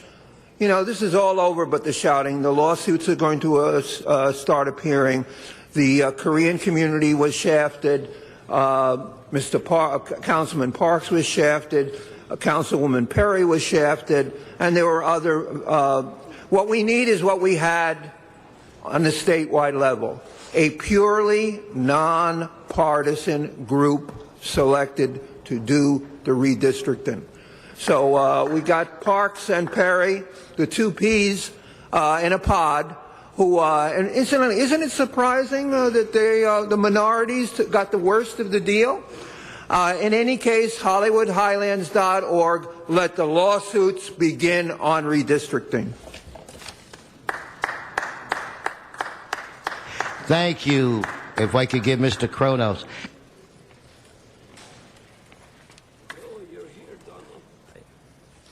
Hi, I'm Donald Kronos. I have contacted each of the city council members' offices. For any of the city council members who didn't get the message, I want to let you know now I have asked for a promise that you will support having fair election ballots and fair election counting, because I think it is about time that the people actually get represented when they vote for someone, or vote against someone for that matter, which we've never been able to do. Instead, we end up voting for the so-called lesser evil. We look at the choices when you go, well, who can win to keep this guy out? It's a mistake. We shouldn't be having to do that. So I have asked that either they look into getting a weighted net approval voting system in place, or at least some kind of system that will allow the people to be able to say what they want about who they want and not be squelched at having said something about one person or having said something about no people. In other words, for or against as many as they feel like. If they want to put in a weak vote, there should be a way to do that.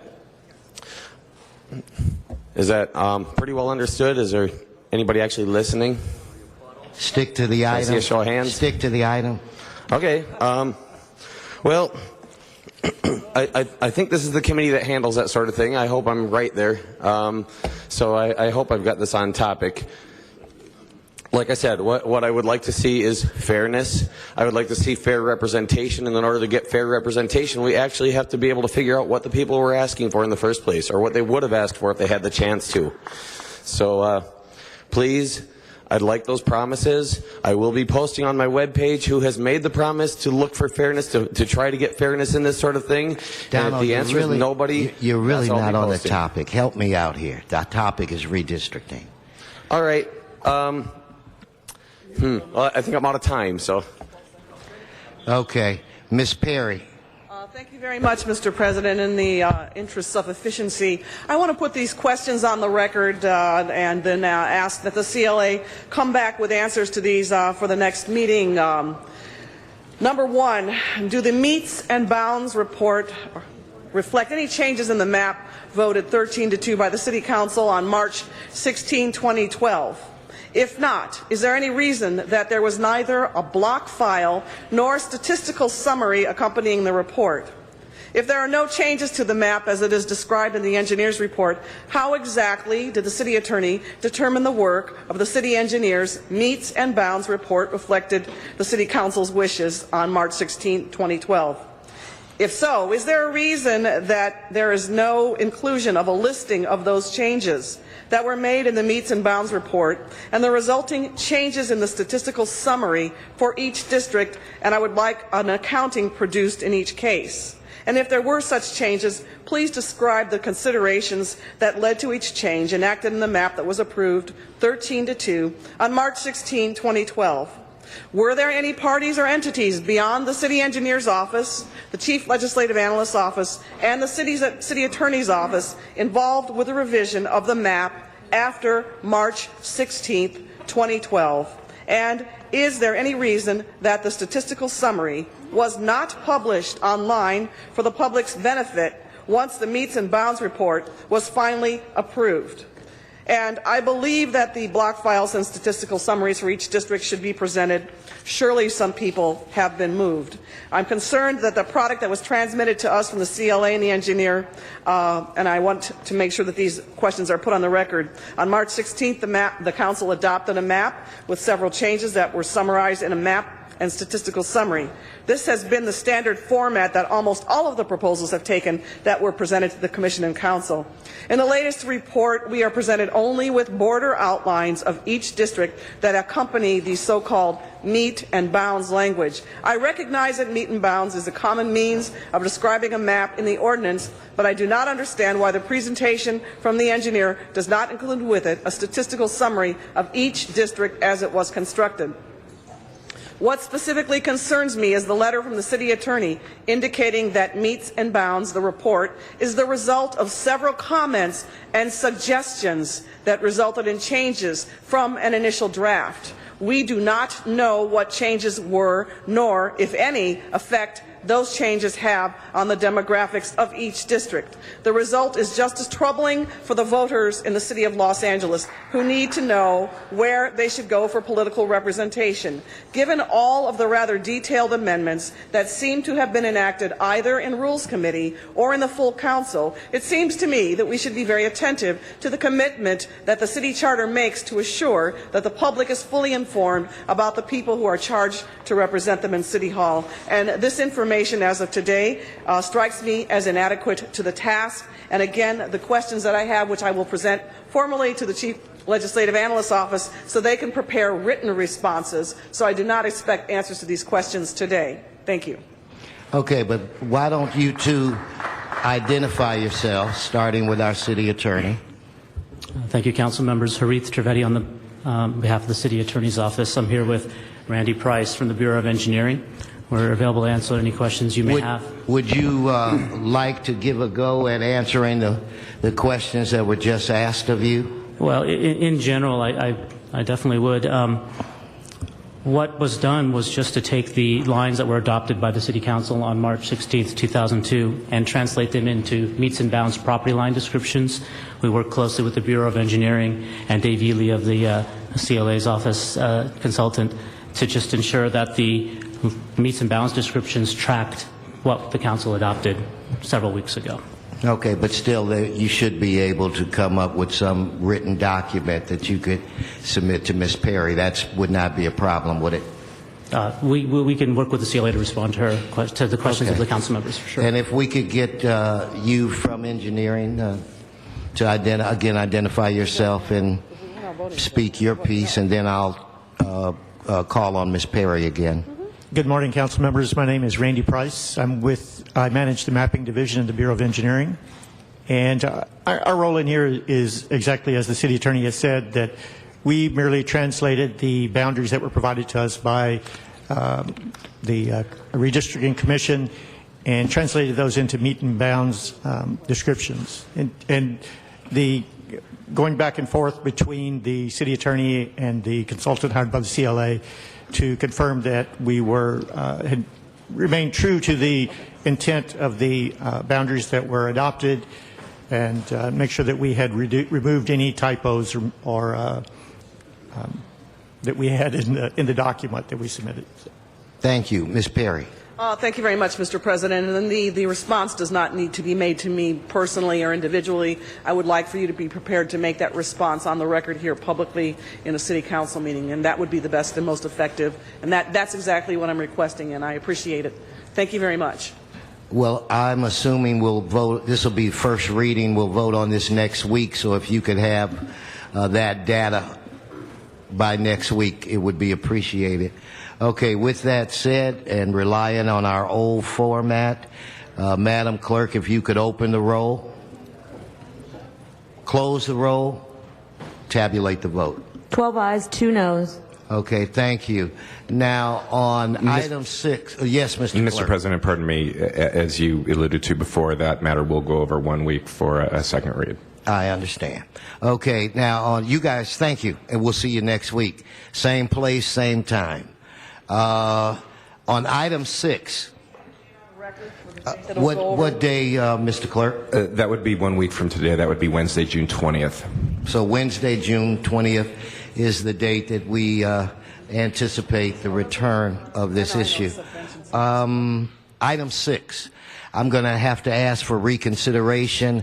I had 2 cards on the item and did not afford the public opportunity to speak on that, so that was my mistake, and I apologize. So with that said, let's vote on reconsideration of item 6. Let's open the roll.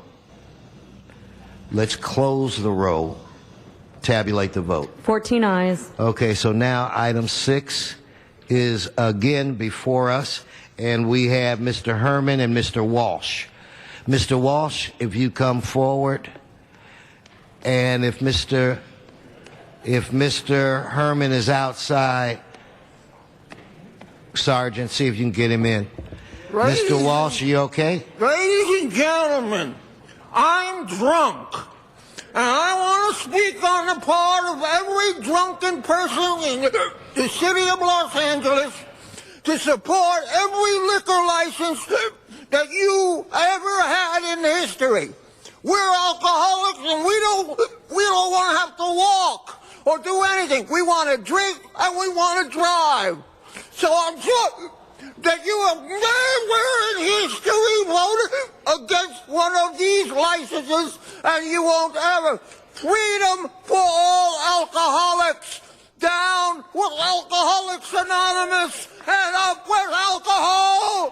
Vote for the liquor license. HollywoodHighland.org. Thank you. Mr. Michael Carrion, you may want to spend a little time assisting Mr. Walsh, since that is your area of expertise. Mr. Herman, you weren't here when I apologized for a premature vote on this item. So now, sir, the podium is yours on item 6.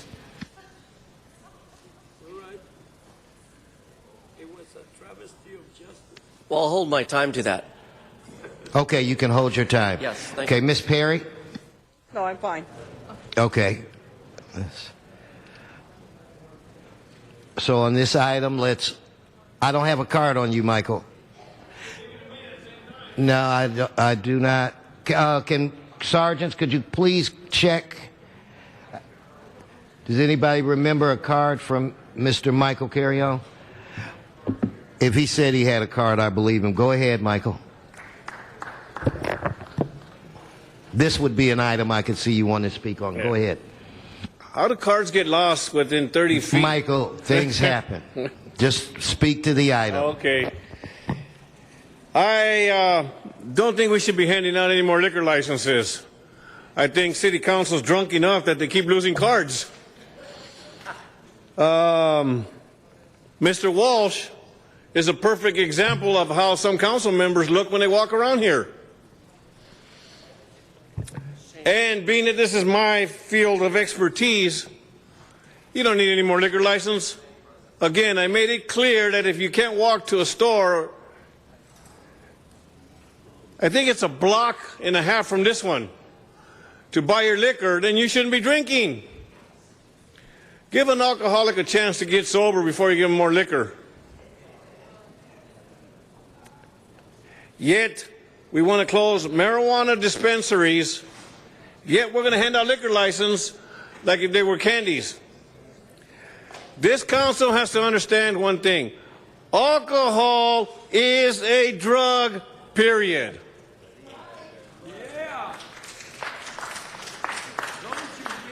I guess the alcoholics don't want to hear it. 1, 2, 3, 4, 5, 6, 7, 8. Alcohol is a drug. Just because it's legal doesn't mean that it's okay. We have people that are drunk driving, killing people every day under the influence of alcohol. Yet, you want to hand out another liquor license when there's a store right down the block from this. It's mind-boggling. You got people dying of cancer and you want to restrict marijuana, yet you want to hand out another liquor license. Can somebody explain that to me? I guess no one's paying attention. Thank you, Michael. So on this item, let us open the roll, close the roll, tabulate the vote. 14 ayes. Okay. Now let's go, Mr. City Attorney, to item 23. I have cards on that item. I have Arnold Sachs and John Walsh, HollywoodHighland.org. Mr. Sachs, I saw him earlier. Okay, Mr. Sachs, if you could please come forward. In fact, John, you're on deck, so you may want to make your way up as well. Mr. President, an amendment motion, item 23A has been circulated. That's amending motion 23A. Okay. Mr. Sachs. Yes, thank you. Good morning, Arnold Sachs.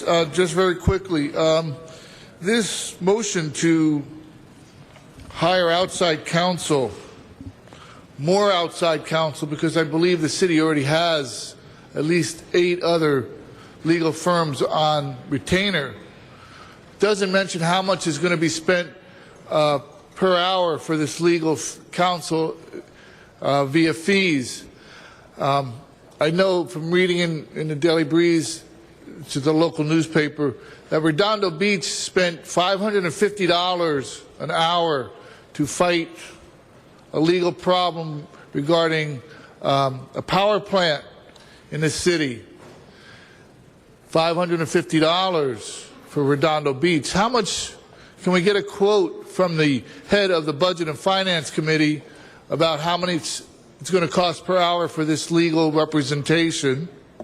And I'd also like to congratulate the City Council, $2 million today. Legal fees.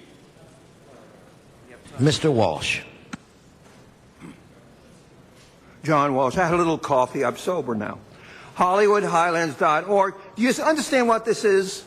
This is what Ms. Perry has been talking about. In other words, Ms. Perry, I hope you're not going to vote for, and Mr. Parks, for a law firm, an outside law firm. What's the matter with Carmen? Carmen can't handle this to fight to destroy the Korean community and to take a seat away from an African American. That's what this law firm is there for.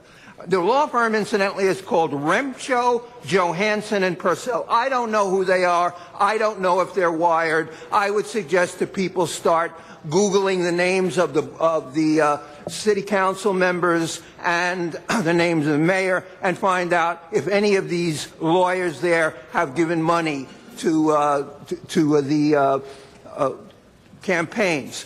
Do you understand what's happening here? The whole organization, the whole city council is fighting amongst one another. And now the people who run the council, the 13 versus 2, we now have 2 on our side, they are going to have to pay. We are going to have to pay. How much money? I don't know. I was told by somebody at the city attorney's office that this lawsuit will cost between $2 and $2.5 million. That's what's going to go to Remcho, Johansson, and Purcell. Do you know who they are? I don't know who they are. I know. Where is the press? Let's find out who is going to represent the city. And did Carmen Baby pick this law firm? Who picked this law firm to fight the redistricting litigation from the Korean community? It's going to happen pretty soon. HollywoodHighlands.org. Thank you, Mr. Walsh. Ms. Perry. Thank you very much, Mr. President. And on the matter of hiring outside counsel, I have the following questions. I need to ask the city attorney why is this necessary and what they hope to accomplish. I'm hoping that we as a city can avoid litigation, and I'm wondering if there has been a good faith effort to prevent that from occurring.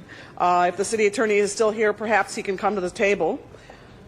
Mr. City Attorney, or Madam City Attorney, if you could come forward. Is the okay? The fellow. Okay, great. I'm going to go through these questions, and then we can go back because I will run out of time. So I want to put these questions on the record, and then we can go through them one by one. Number one, there's 7 questions. Has there been any estimates of the cost to the city associated with the hiring of outside counsel for this lawsuit? Number 2, why does the city attorney view that outside counsel is necessary if the judgment is that the plan is defensible?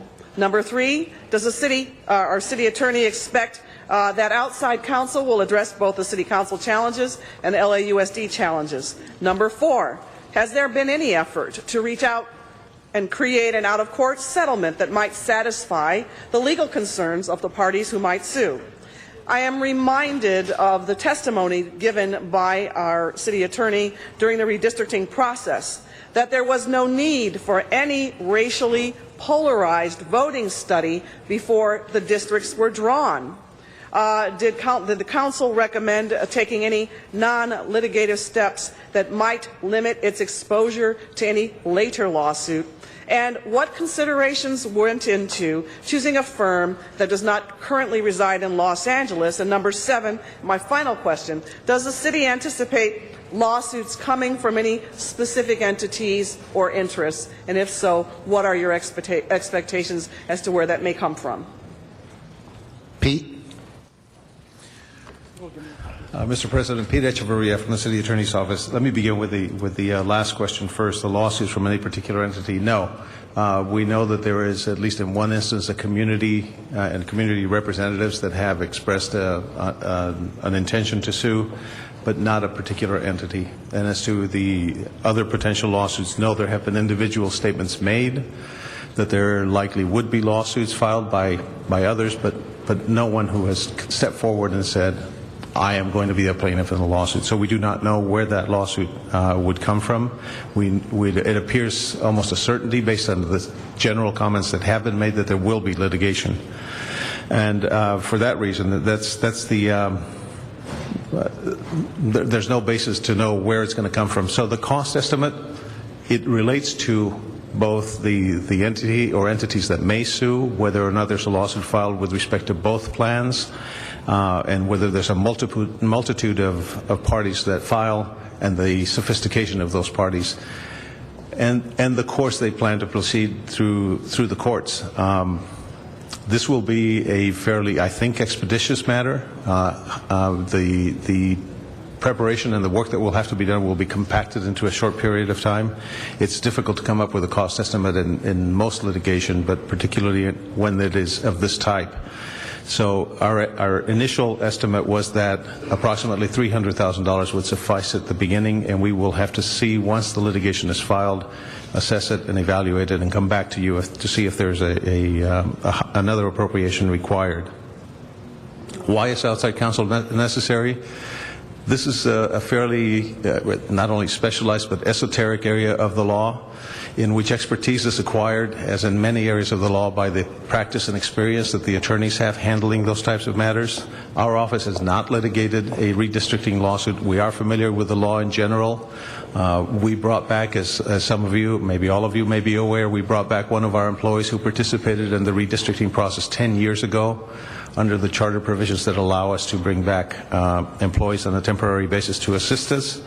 Again, that's not to say that we don't have the general knowledge regarding redistricting law, but that the unique expertise and the experience with handling that type of litigation is what was sought with respect to outside counsel. That's why they were necessary.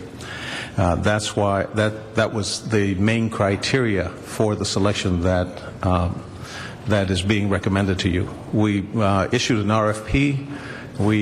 As we do, put it out through Bavin to dozens of firms, and we had 2 responses. There are 2 firms that have done some work in this area. This is the most experienced by far of the 2 firms, and that's why they're being recommended.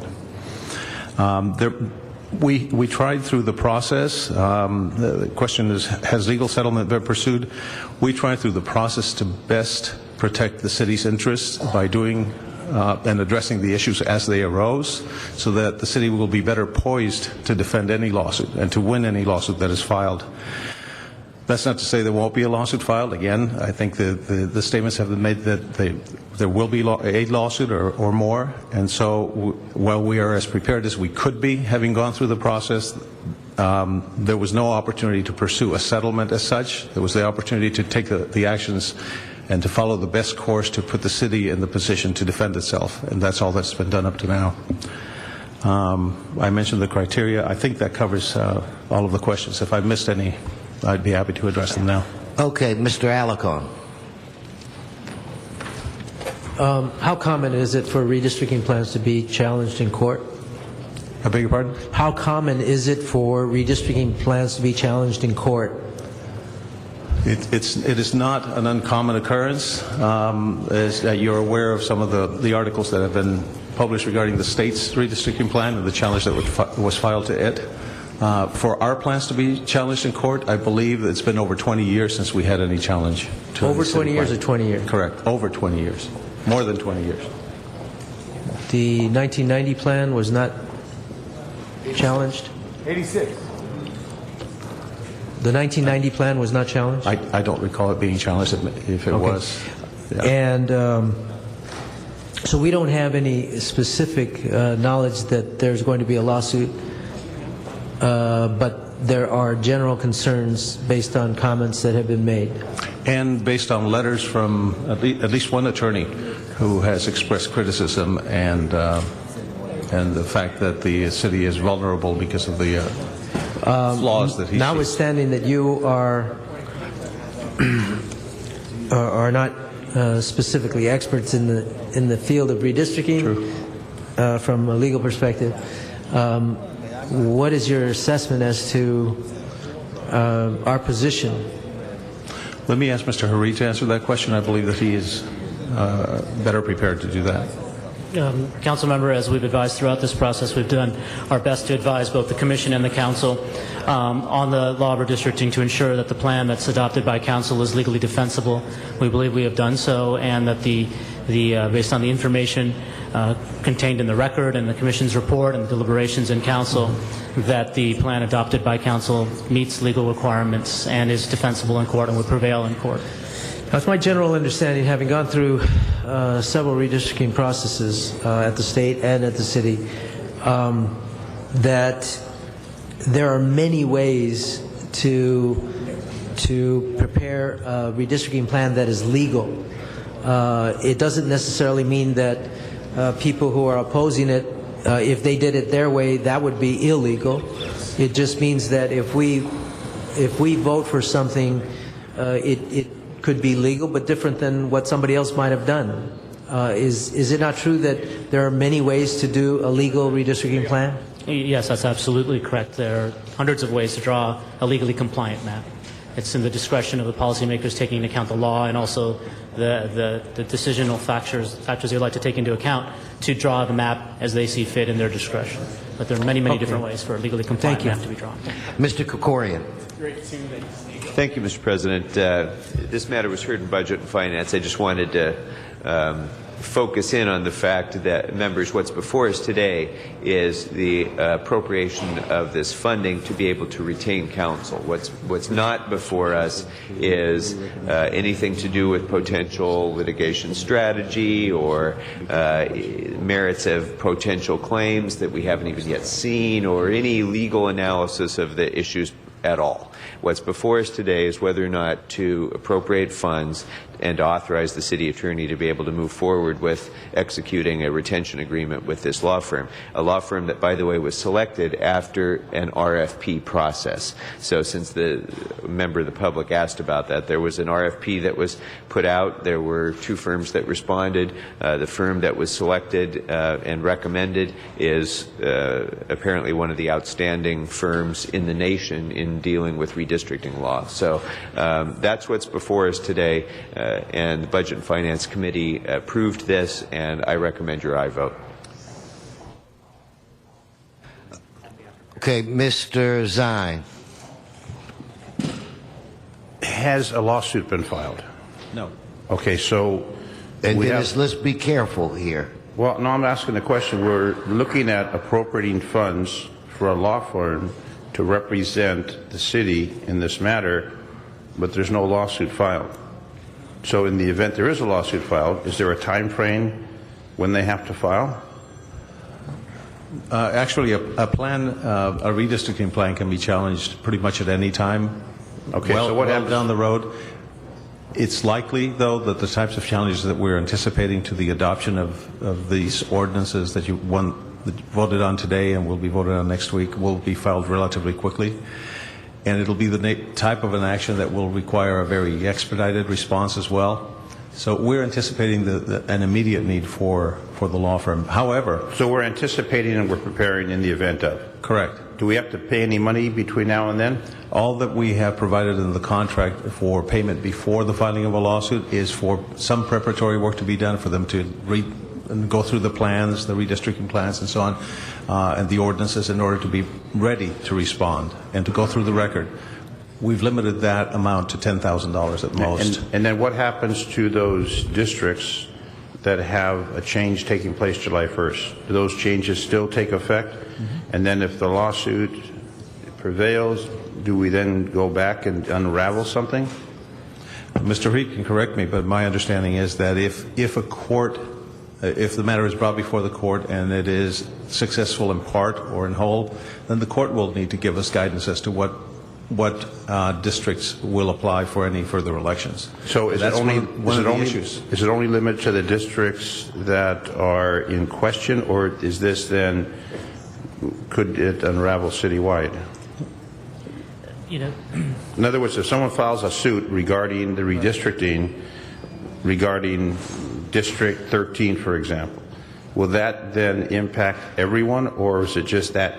In other words, does each district have to file a suit, or it can be whole and encompass all the districts? Well, a challenge can be filed to certain areas of the city map or throughout to the citywide map. Any changes a court would order on a particular area would need to be balanced out, but a court would address the actual cause of action that the plaintiff filed and narrowly tailor its remedy, if it had a remedy, to just those areas. But so once it gets to litigation, then the court takes jurisdiction, then whatever they want to do, they do? Correct. Okay. Is there any precedent setting to this? There are many, many redistricting cases that have been litigated through over the years, and courts generally defer to the will of the legislative body, even if they find that there's a violation in creating a remedy. They largely defer to the will of the legislative body on other areas. Then they kick it back. Correct. Okay. Thank you. Okay. Mr. Rosendahl. Is there a time factor on this? If there were to be lawsuits and it were to go through the process, could it impact the March elections? It possibly could. It depends on when litigation was filed, and a court, of course, would take into account a pending election in terms of scheduling a hearing and making a ruling. But yes, it could impact the March 2013 elections, which is one of the reasons why we need outside counsel on board and ready to go, because we expect that if it's immediate litigation, it would need to be resolved urgently, at least in the preliminary injunction stages, to have finality as to what maps govern for the upcoming elections. In a historic sense, does that mean that a court will appreciate there's a time factor and therefore needs to expedite the process? Yes. Okay, thank you. Ms. Perry. Yeah, and to the city attorney, I gave you a copy of the questions that I asked, but sometimes it's overwhelming to sit at the table and have a lot of questions come at you. But I wanted to just go over number 5 one more time. And again, I'm reflecting back on what I heard during the redistricting process at the commission level, a view expressed by our own city attorney that there was no need for a racially polarized voting study before the districts were drawn. Now, that's pursuant to the Voting Rights Act, and the elements of that are, you are very well familiar, racially polarized voting study when ethnic groups are moved one direction or another to establish that people's rights to elect a candidate of their own choosing are either being furthered or denied. Now, what I need to know, again, is was there any recommendation on the part of the City Attorney's Office to take any non-litigative steps that might limit its exposure on any potential legal action or lawsuit? I think the best way that I can answer that is that we worked very closely with the consultants that were preparing the plan and that were doing the analysis. There was some informal analysis of voting patterns and whether or not racially polarized voting was present. So but that was just one of the elements of the overall analysis that was conducted. Yes, we advised throughout, and we did advise that there was no such study required given the facts as they were presented to us. Mr. Cardenas. Am I the last one on the queue? Yes, you are. Never mind. And did you, what now? I didn't hear you. Never mind. Okay. Ms. Perry is back. Quick question. And what consultants were those that you worked with in answer to question number 9? Number 5, I'm sorry. Dave Ely from the CLA's office. Dave Ely. Oh, Dave Ely. Yeah, okay. Thank you very much. Thank you for that clarification. Thank you. Okay. With that said, let's, on this item, open the roll, close the roll, tabulate the vote. 14 ayes. Okay. With that said, it's my understanding, and Mr. Garcetti had asked earlier, labor guys, sit tight. This is supposed to be a brief statement by Mr. Garcetti. Mr. Clerk will go to I believe item 12. Mr. Labange, if I can get you to come forward, and directly after item 12, if we could take up item 13, okay? Mr. Garcetti. Thank you very much, Mr. President. I know we've had a lot of folks who've waited very patiently as well for this item, and thank you for your patience today. I want to thank specifically the folks who've been working so closely on making sure that we have the tools to control our neighborhoods again, specifically from ACE, from SEIU, from the coalition of folks who have come together to demand accountability in our neighborhoods and to strengthen our streets and to make sure that our city's resources are best directed. We need to strengthen the ordinance that we have before us to give the Department of Building and Safety the tools needed to enforce against blight that is decreasing property values and making neighborhoods unsafe. But let me get personal about this, because with ACE and with others, we've actually gone out there and we've seen homes throughout Los Angeles that right now are the problem. We have currently over 15,000 properties on the city's foreclosure registry. Even if a fraction of those are blighted, then we are risking the health and the prosperity of our neighborhoods. Imagine for a second you have worked for decades to improve a neighborhood, to make the crime go away, to get rid of the prostitution and the drug dealing, to try to make sure that people have nice lawns, to make sure that you have the stability in South LA or in East LA that other parts of our communities have had. Now imagine suddenly that squatters move into a vacant property, and imagine that they start to engage in prostitution or drug dealing. What do you say to the young kids who walk by that every single day, the homes that me and my staff saw, that right next door to a stable, middle-class, working-class neighborhood, we have folks that are running prostitution rings in the city of LA in homes foreclosed upon by banks and owned by these banks? How do you deal with the fear? How do you deal with the smell?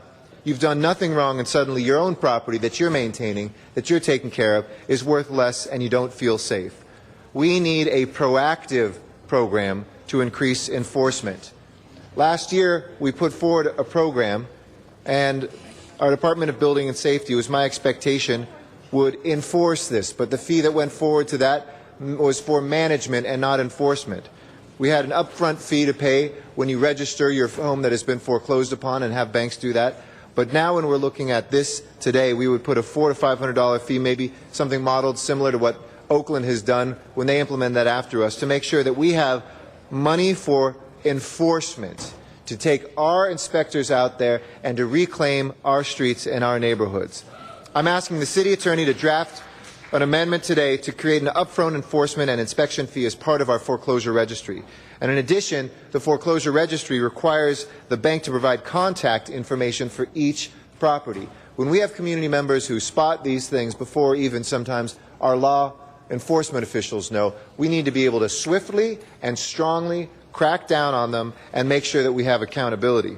And in Oakland, this information included an official bank liaison so that community members would know exactly not just the name of a bank, but who at that bank to call. And that was available for troubleshooting for serious blight problems. And I would ask that that instruction to the city attorney include the requirement. And finally, we're calling today on banks to submit a plan of action upon registry and a monthly status report of vacant properties. It doesn't help them when their property values go down, so I don't understand why they would let this happen.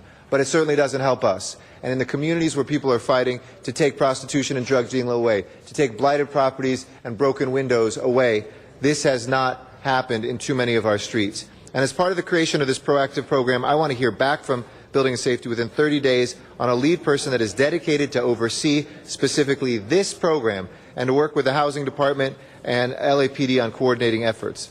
I also want to hear back every month in committee or council on the progress of this program. In addition, I believe that we should be looking both at ways to support enforcement and to prevent foreclosures. I appreciate our chair of HCD, Mr. Cardenas' strong work on this, and I think that the advocates' suggestions that we look into a summer youth jobs program to support this work in cleaning up our neighborhoods is a great one. And I would argue that some of the funding collected from the registry could potentially be used for this purpose, to put our young people into a job, to let them be the eyes and ears of creating great neighborhoods and making sure that they are strong. Finally, I want to see more efforts around utilizing the fees collected for both enforcement and prevention of foreclosure in the first place. That is the way that we can make sure that we have strong neighborhoods, and I request a report back from LAHD and the CLA on ways to utilize these fees to prevent foreclosures and maximize the elimination of blight. If you are not taking care of your properties, we're coming after you. We have launched lawsuits against Deutsche Bank when they didn't take care of their properties, and by enforcing this, you have fees that you face, you have the wrath of the city, but more than that, you will have legal penalties if you don't do the right thing. Do the right thing for your property, do the right thing for your neighbors, do the right thing for LA, and let's get this passed. Thank you very much. Thank you very much. Ms. Perry. Much, Mr. Chair, and I just want to say a simple thank you to ACE for coming up with this idea and for creating the foreclosure tour and always making sure that we are kept in reality and not in the theory but the practical. You took those who were interested on a tour, show them firsthand the impacts of what these foreclosures do to drag down an entire community, and I just want to say thank you and I'm grateful. Thank you, Ms. Perry. Mr. Clerk. Mr. President, there is a communication from the chair of the Housing Department before Council, as well as amending Motion 12A from Councilmember Garcetti, inasmuch as there was a communication from the Housing Community and Economic Development Committee report. A public hearing was not satisfied in committee. Might I recommend taking the cards at this time? Which does what I said, so if we can move 12A forward. Thank you. I'll move that forward. Mr. Englander, do you have a question? No, I just have a quick statement on this, and I wanted to thank Mr. Garcetti for bringing this forward, as well as ACE, and this is critically important for all of our communities. A lot of people think it's only certain parts of the city that are affected. And in fact, it's every part of the city. We have neighborhoods in every community, in every council district, where we have low income, and we also have neighborhoods that have multi-million-dollar homes. And if you drive through some of the areas, even with multi-million-dollar homes, quite frankly, those homes, as you drive through, you see that either they're boarded up or they have sheets hanging from the windows because they're house poor or they're a paycheck away from being homeless. Or you drive through those neighborhoods in middle income areas where you see nice homes that they paid a lot of money for at the height of the market because they were promised a bill of goods and they could smoke up a mirror. That's all they could do is breathe into a mirror and they got a loan. And now they're in a situation where they can't afford that mortgage payment and they've either been evicted and that house has gone to blight, or they're living there and have brought in a lot of other people and they're running all types of other businesses out of there to try to make the mortgage payment.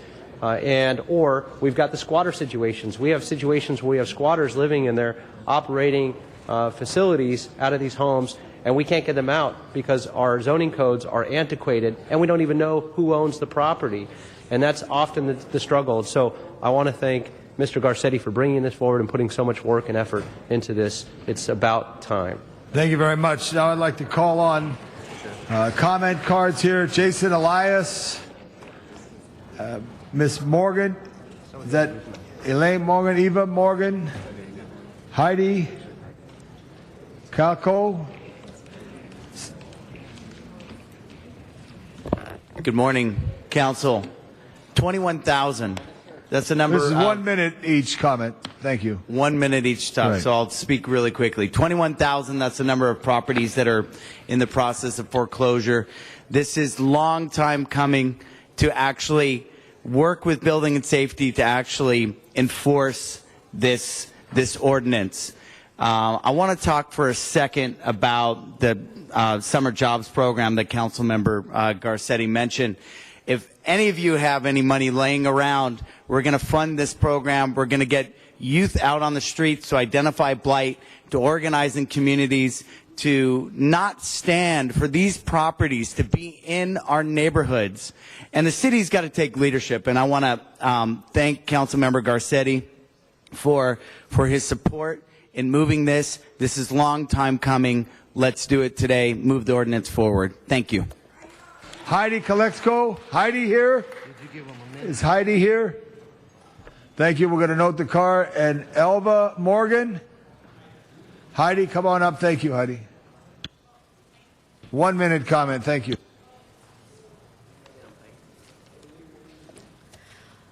Hola, buenos días o buenas tardes. Mi nombre es Elva Morán. Un momento. I can translate. I've seen it. Sorry. Buenas tardes, señora. Buenas tardes. Proceda, por favor. Hola, mi nombre es Elva Morán y yo estoy rentando en la propiedad 1139 East Adams en el distrito 9. Hi, good morning. My name is Elva Moran, and I'm renting a property located at 1139 East Adams, which is located on District 9. El dueño de nuestra propiedad es Fannie Mae y las condiciones son pésimas.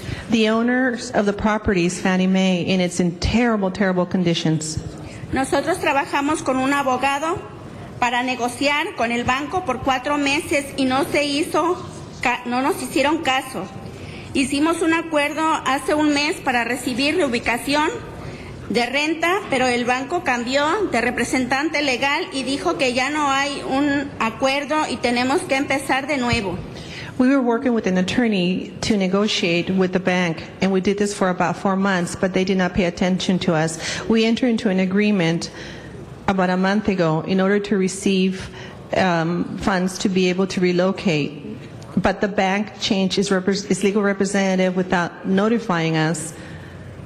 And afterwards, we were informed that the such agreement, which we had entered into prior, did not exist. And so we had to start all over again. Yo y mis vecinos tenemos miedo que este proceso va a seguir sin fin. No tenemos el apoyo de la ciudad. My neighbors and I fear that this is going to continue. This process will continue and will never come to an end if we do not receive the city's support. Ahorita la ciudad está pasando la bola y ningún departamento quiere tomar responsabilidad para enfocar los bancos a cambiar las condiciones o a pagar la renta. Right now, the city is just passing the ball around from one department to another, and no one wants to take responsibility and focus and make sure that the banks focus in changing the conditions or in helping us pay the rent. Thank you. Thank you. Your time is up. Thank you. Elva Moran, followed by Steve Askin, followed by Magdalena Sierra. Please come forward. Elva Moran, I don't see Steve Askin, and I want to see Magdalena Sierra behind him. Yes, go on, Ms. Moran. Buenos días, buenas tardes. Mi nombre es Heidi Calixto. Good afternoon. My name is Heidi Vengo del Jalisco. Vengo del 1139 East Adams. I'm at 1139 East Adams. Y yo vengo a apoyar a que multen a los bancos porque donde yo estoy viviendo hay ventanas quebradas, hay mojo. I'm here to support the penalty to be imposed against the banks because the place where I live, it's in very bad condition. It has broken windows. It's got mold. El dueño de mi casa es Fannie Mae. The owner of my house is Fannie Mae. Él no ha ido a mirar en qué condiciones está la casa. None of Fannie Mae's representative has been to my house to see the current conditions it's currently in. Tengo un bebé de 1 año y está picado de cucarachas. I have a 1-year-old baby and he's constantly being stung by cockroaches. Hay mucho mojo. There's a lot of mold. Y tengo un niño que como que ya se me está volviendo alérgico. And I also have another child that's kind of becoming allergic. Gracias. Thank you. Thank you. Okay, Steve. Or you're going to let, you're going to be a gentleman, Steve, and let Magdalena Sierra go. Okay, nice. Yes, ma'am. Buenas tardes o buenos días. Good afternoon or good morning. Soy de la organización Good Job LA. I belong to the organization Good Jobs LA. Okay. Yo vengo a pedirles que por favor la acción de los bancos y los foreclosures sea pronta. I'm here to ask you to please ask the banks and also to proceed with stopping the foreclosures, to do it in a very expeditious manner. Ya los bancos tuvieron suficiente tiempo para ayudar a los contribuyentes con los foreclosures. The banks have had plenty of time to assist the taxpayers with foreclosure cases. ¿Para qué quieren más tiempo? Why are they asking for more time? Para poner la situación peor de lo que está ahora. Why, in order for them to make the current situation even worse? O inventar nuevas ideas para seguir robando y estafando a los contribuyentes. Or take more time to continue thinking of more ideas to continue robbing the taxpayers and continue engaging in corruption activities against the taxpayers? Okay. Ellos nos exigen que paguemos nosotros. Okay, they make us make our payments. Hasta nos han quitado nuestro patrimonio. They've even taken our heritage away from us. Si ellos pagaran los 50 billones que deben en impuestos, ayudaría mucho a la déficit de la ciudad. If it would be made that the banks would pay the $50 billion that they owe in taxes, it would help a lot with the city's deficit. Thank you. Thank you very much. Steve Askin, followed by Arnie Corlin, followed by Arnold Sachs. Go ahead, Steve. My name's Steve Askin. I'm Research Director for Good Jobs LA, and since I'm kind of a numbers guy, I'm going to talk briefly about some of the numbers around these horrible situations you've heard about. Good Jobs LA sent a group of 25 community members out into South LA for 3 weeks. We found, and we're going to leave a copy of this report for every member of the council, we found 906 blighted bank foreclosing properties in 3 weeks. We calculated that if those properties had been looked at on the day that they became blighted, the city might have collected up to $46.7 million in fines. As I think everybody here knows, so far the city has collected $0 in fines. There are 3 things we need to do to solve this problem. One, we need to pass this ordinance now. The banks have had years to clean up the problem. They haven't. Two, we need adequate enforcement staffing. City of Riverside, when they started down this path, put 7 inspectors on it. Thank you. Thank you. I will leave my third in the report. Thank you, Steve. Arnie Corlin, followed by Arnold Sachs. Okay, and Arnold Sachs. Okay, we'll move on. Ann Nguyen, Donald Kronos, and Dalhouse Dude. So I want to see, is Kronos still here? Okay. And then Dalhouse Dude, I see. Okay. Yes. Good morning. Ann Nguyen with the Central City Association of Los Angeles. We understand the importance of alleviating blight on our neighborhoods. That's not in dispute. However, we believe more time is needed to really fully consider all the implications of the motion. We understand there are bad apples in every bunch, but not every single bank is negligent. It's our understanding that many banks have not yet been consulted about the best way or any alternative ways that the city can achieve its goal of reducing blight on foreclosed properties.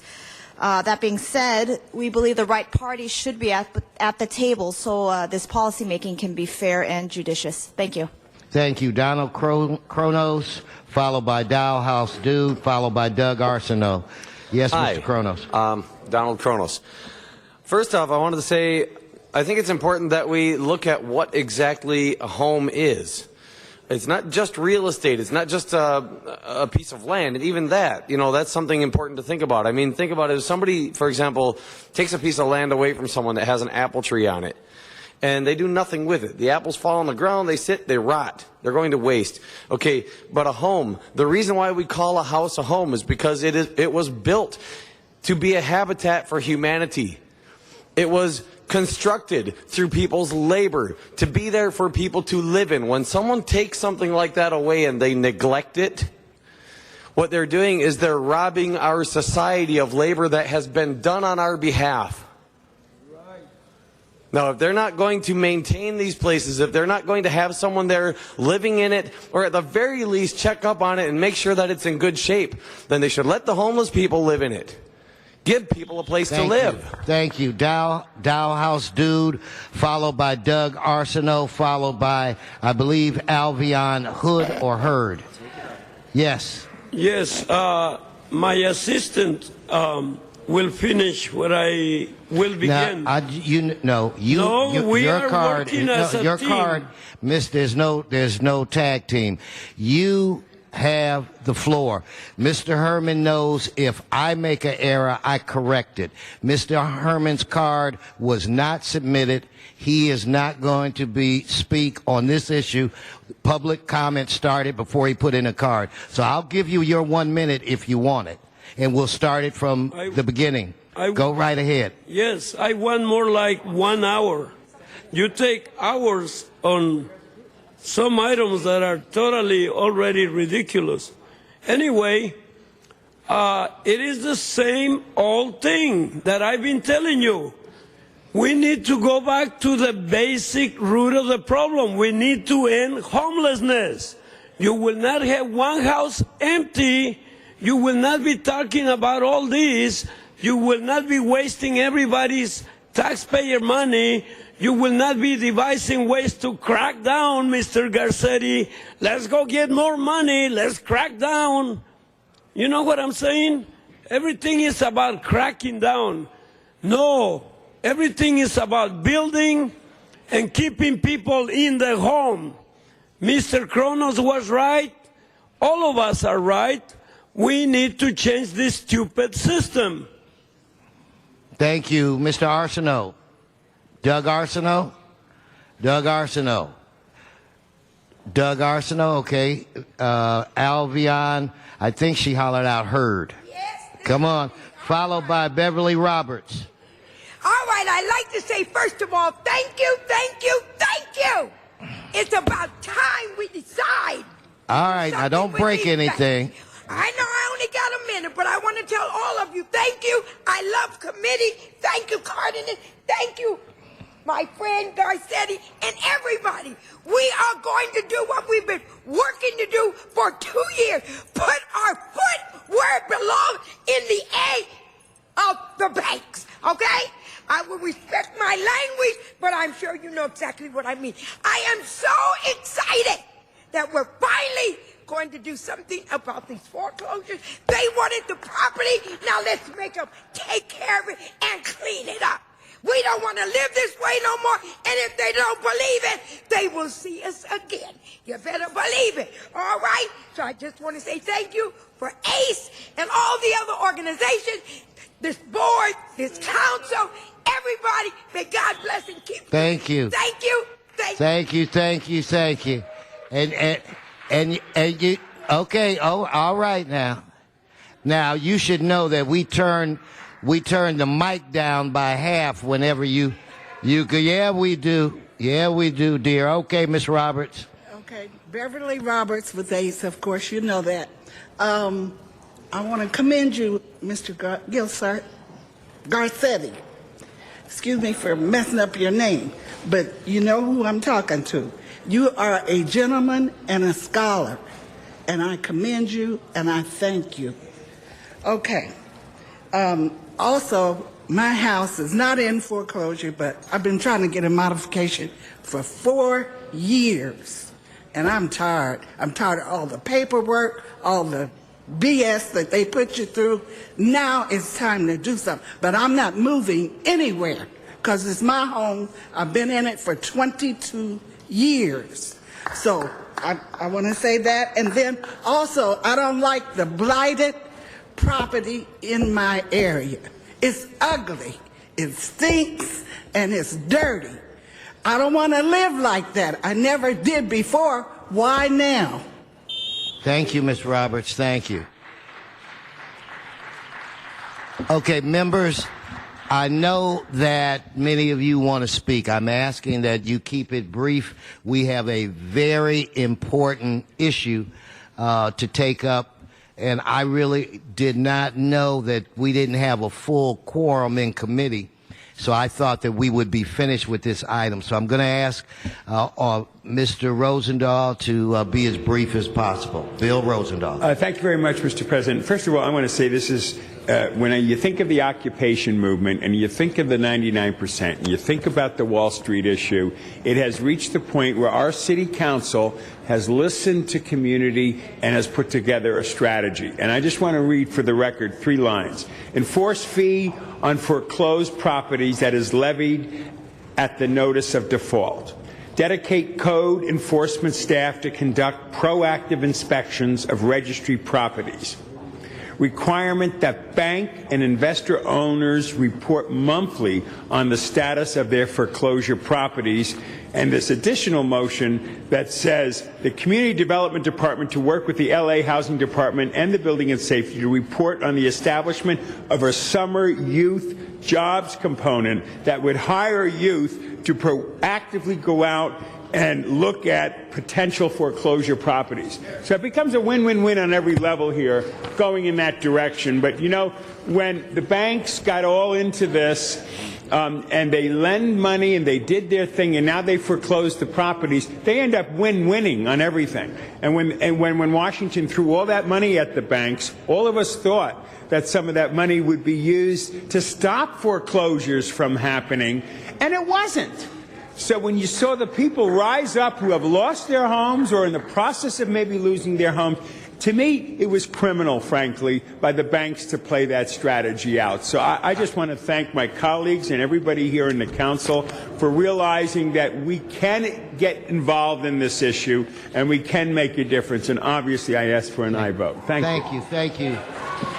Okay, again, I'm going to ask Mr. Zine. And Mr. Zine, if you could be as brief as possible. I'll be very brief. I want to acknowledge Mr. Garcetti, Mr. Alarcon for this. I know when I drive down the street and I see the yards that have weeds 3 feet high, and then we call and then they put a chain link fence around and they cost dollars to do that, and then they board up the windows, and then it turns that neighborhood into something that it does not want to be. It turns into very negative. And if we don't do that, then it turns into more of a negative for the community. We've got that all over the city. In fact, at the West Valley Police Station, right across from the station, there's a house that has the fence around it with the windows boarded up, no trespassing sign. It's just a very negative sign. We need to do something to counter that. So I want to acknowledge my colleagues for bringing this forward, and it hopefully will make a difference in trying to clean up those properties, because it has been stated, when you have a house that has a manicured lawn, you're caring for it, your children, your family, your neighbors, and all of a sudden, for whatever reason, it goes into foreclosure, and then whoever's holding the paper doesn't care. They just abandon it. It destroys the neighborhood. So I'm totally supportive of this, and thank you for bringing this forward, Mr. Garcetti. Mr. Alarcon, thank you.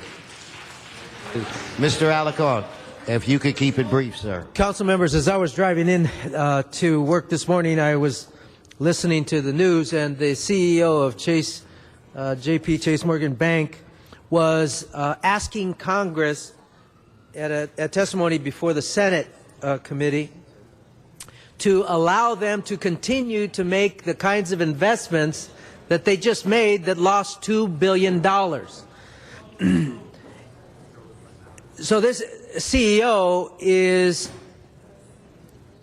so arrogant as to say, I want to continue to take more risk with other people's money, and they have absolutely no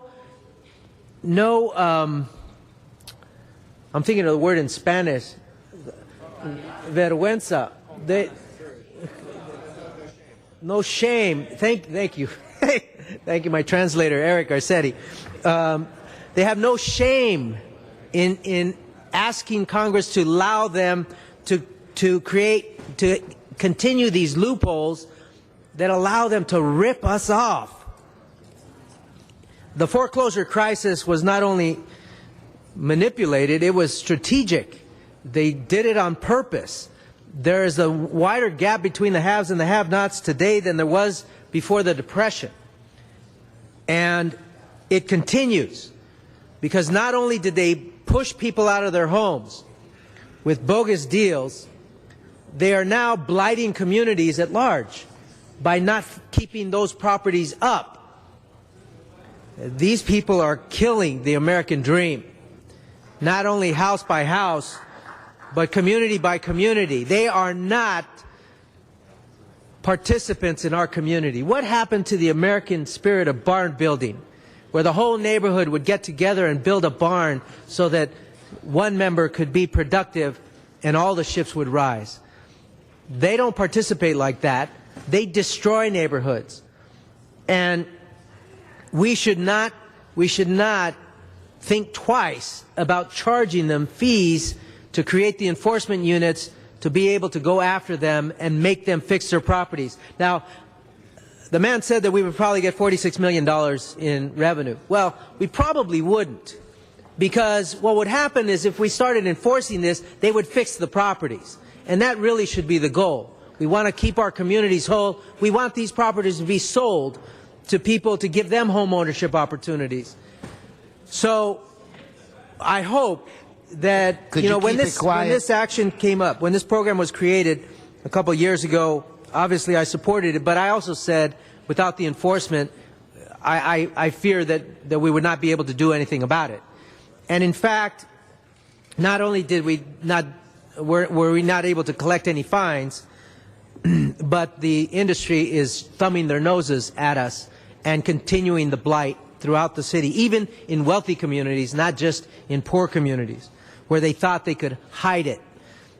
So this is necessary, and we need to be very aggressive about it, and hopefully they will be responsive. If you can't get banks to respond as good Americans, as good neighbors, to take care of our neighborhoods, then maybe we can defibrillate them into action. So I want to thank Councilman Garcetti for introducing the motion. It's my pleasure to be a seconder on the motion. Thank you. Thank you. Mr. Garcetti, to close. Just to conclude very quickly, thank you very much, Mr. President. Thank you, everybody, for your testimony. I want to be clear, I don't want to let the city off the hook here. Our expectation a year ago was that this enforcement would happen. When I was told that there was not the resources to do so, the fines were to be the resources. That said, we've made it clear that we will, that we should, we must have this enforcement. This will make sure that it goes in. And of course, the goal is to keep people from not losing their homes in the first place, which is why there's 4 or 5 other items that we've put in the last 2 or 3 years together with our partners. If you're a good bank, you have nothing to fear. But if you're a bad bank, watch out, we're coming, and we're going to fix up our neighborhoods. We're going to make sure this happens, and thank you for putting the people first today. I urge your aye vote. Thank you. Thank you. On this item, let's open the roll, close the roll, tabulate the vote. 14 ayes. Okay. All right, if you guys keep it down. Ms. Perry for your item. Ms. Perry for your item. No, let's go, guys. Keep it down. We have other business to do, so there'll be no side conversations. Ms. Perry. Yes, if you would not mind, Mr. President, I'd like to take up item 13 next. Is that possible? No, that's no problem. I had hoped to get you up earlier than that. And if we can consolidate, I think the people who have submitted speaker cards have agreed to consolidate their efforts. Okay, so with that said, do you all want to come up, and then whoever you've selected to represent your cause? Hey, Eric, Mr. Garcetti, you're going to have to clear the aisle. Let's take the hugging and kissing to the back of council chambers. Eric, Mr. President, while they're coming forward, I can make some opening remarks to keep this going. Go right ahead. This is the Courtyard Marriott and Residence Inn. Ms. Perry, hold. Let's show Ms. Perry the respect that was shown to Mr. Garcetti. So if we could keep it down, listen to her, and have her group slowly come up to the podium.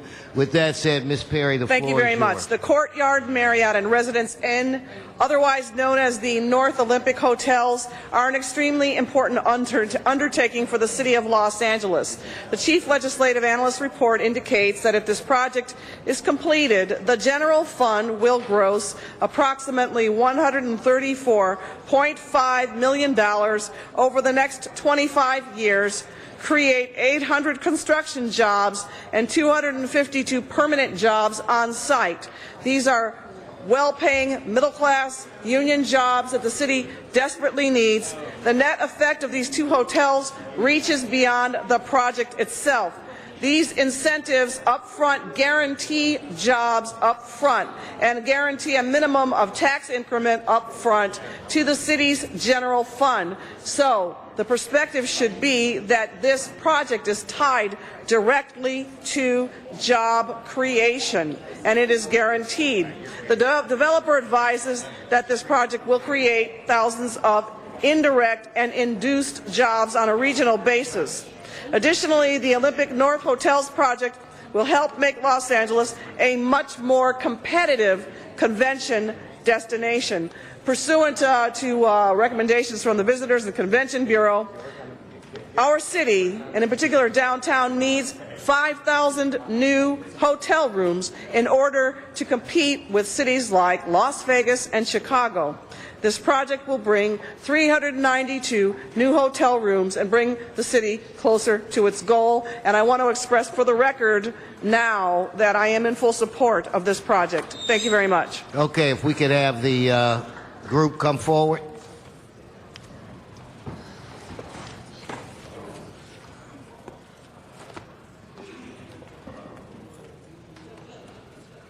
And you should know that where it relates to the requirement to have public comment, that requirement has already been fulfilled. But as a courtesy to Ms. Perry, we will allow whoever the spokesperson from the group is an opportunity to speak. And then why don't you let us vote on something that I think you want us to vote on.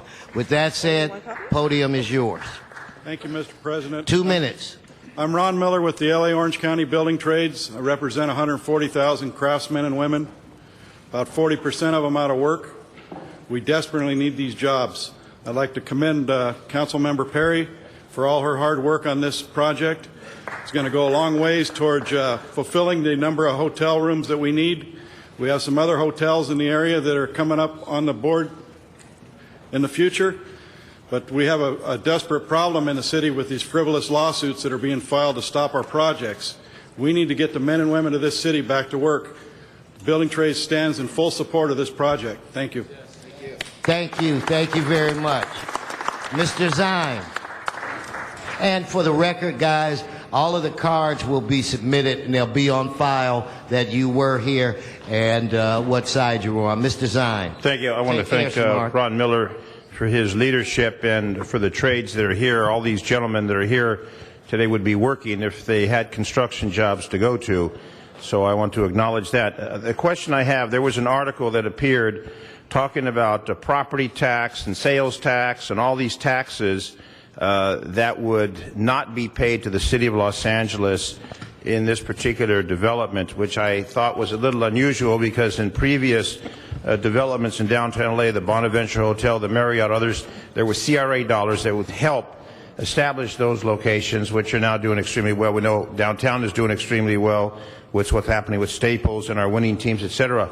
My question is, where do we find that the property tax, the sales tax, the hotel bit, all those taxes that was reported in a newspaper, which brings this total to, I think, $67 million, where do we establish that criteria where basically all the taxes are then going to be waived, which I thought was not only unusual, but in this economic disaster we're in, highly suspect. But that was an article regarding that. So if Mr. Miller, the gentleman, can please respond to that.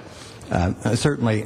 No, that article was not correct. The only rebates would be the hotel tax. They are not getting any property tax, any sales tax, utility tax, business tax.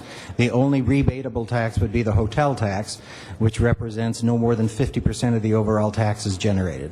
So the article that appeared that had, did you see that article? I did. What did you say when you saw it? That the statement that they were getting rebates of the other taxes is not correct. They're only getting a rebate of the TOT. And we have done that, I understand, for other developments as an incentive to try and help move that process along. We have. So the issue of all these other taxes that was reported, it's an erroneous report, there's no fact, there's no foundation to it, and is it the entire hotel bed tax or a portion of that that's going to be utilized? Well, it would be the entire TOT for no more than 25 years or until they recover the gap in financing, whichever sooner. So it would be no more than 25 years. It could be shorter than that. And it could be prior to that time? Yes. That it would then all come to the city. So as far as the parking lots and all those, we'll receive the revenue, we'll receive the taxes we do with everything else? Yes. Okay, thank you. It frustrates me that erroneous report had a lot of people upset, and may we need to, hopefully this hearing today will help correct the record of the inaccuracy, because that was a blatant inaccuracy that caused a lot of people to become upset. You agree? I agree. Thank you.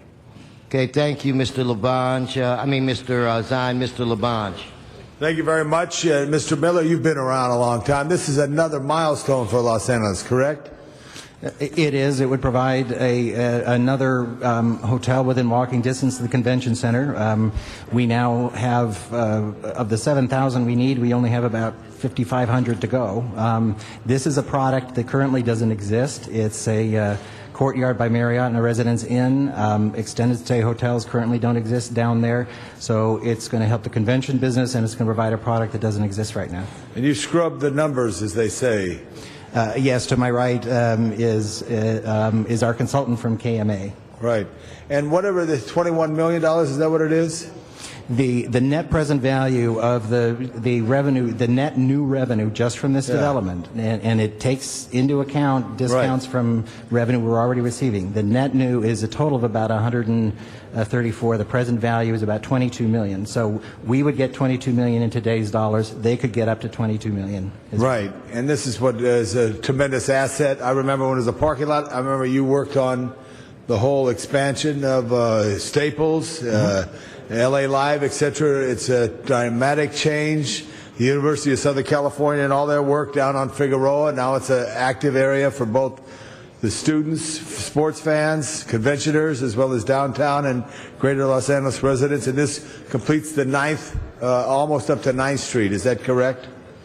That's right. This is furtherance of the policy goals the council established when Staples was done back in 1998. This is a furtherance of those policies. Well, I want to thank you and your staff. I also want to thank Ms. Jan Perry. And I know these are things that John Ferraro and Tom Bradley would look down from heaven and say, this is the right way for Los Angeles to go. So I vote all the way.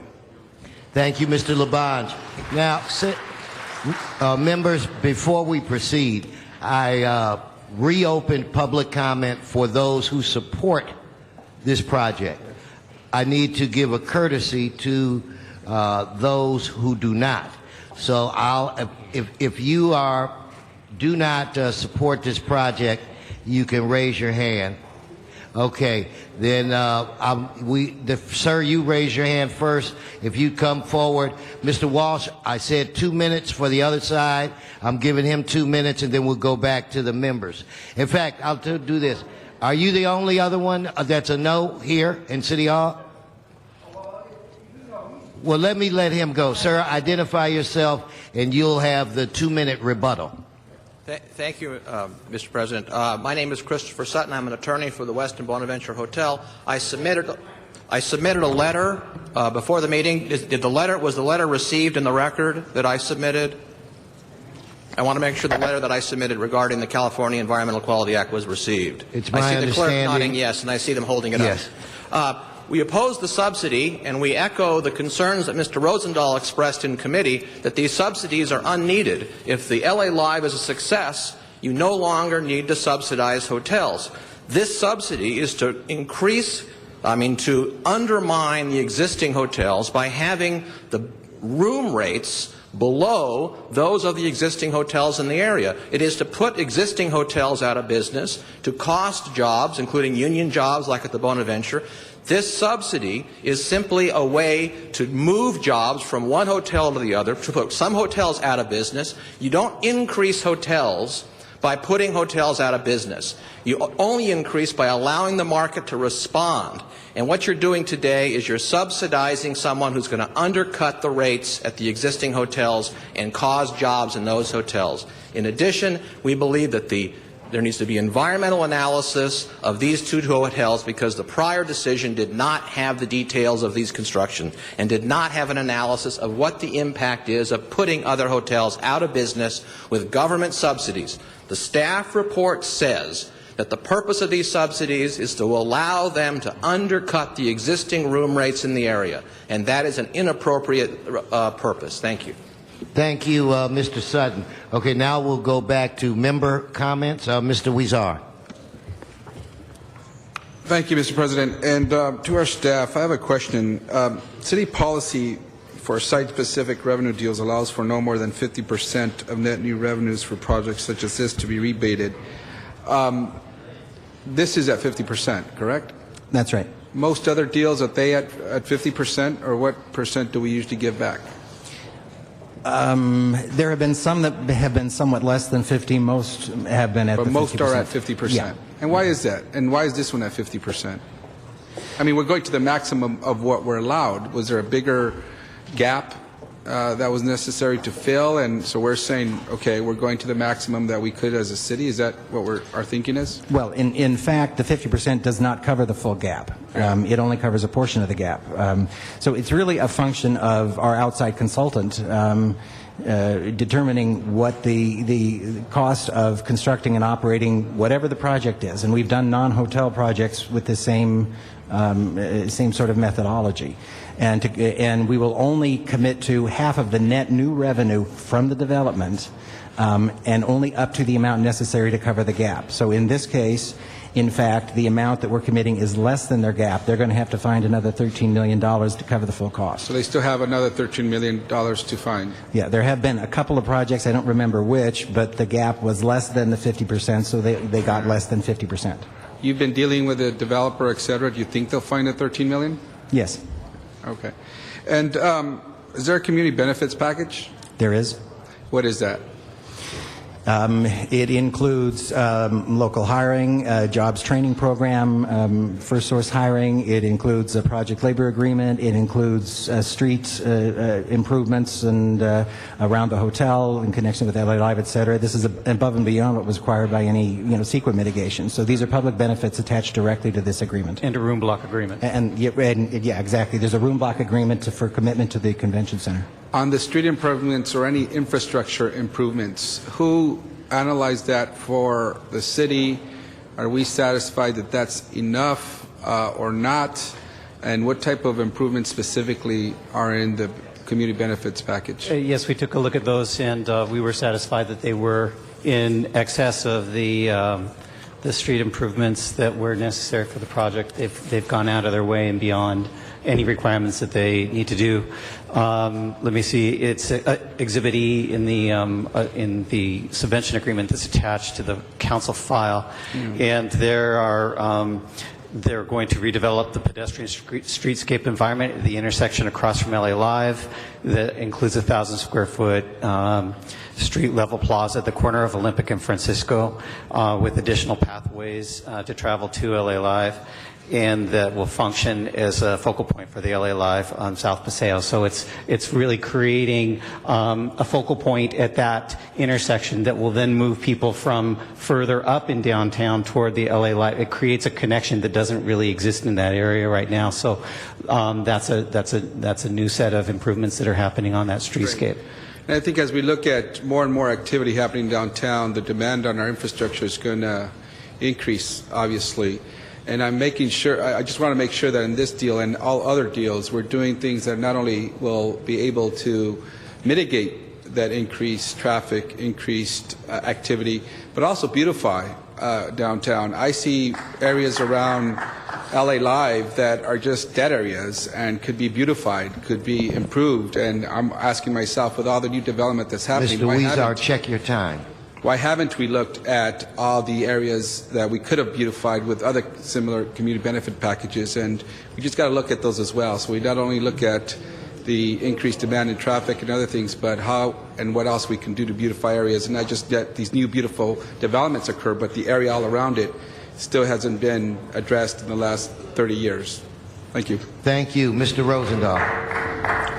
Thank you, Mr. President. I'm going to try to be quickly on this, and though I do have a bunch of questions, I'm trying to prioritize it. First, I want to say to the workers, the union people, I totally agree that we need to create jobs. We need to continue to create good jobs, and I appreciate you wanting new jobs. I'm for it, too. But it's about the business aspect of it that's serious to me that I just want to lay out there. You also know that I'm on the team for AEG to bring a team in and to have a multiplier effect, to make the convention expand, to get more hotels and make this more vibrant. And I want to thank Ms. Perry for what she's done over the last 10 years in it. I just want you to know that, and I'm part of it.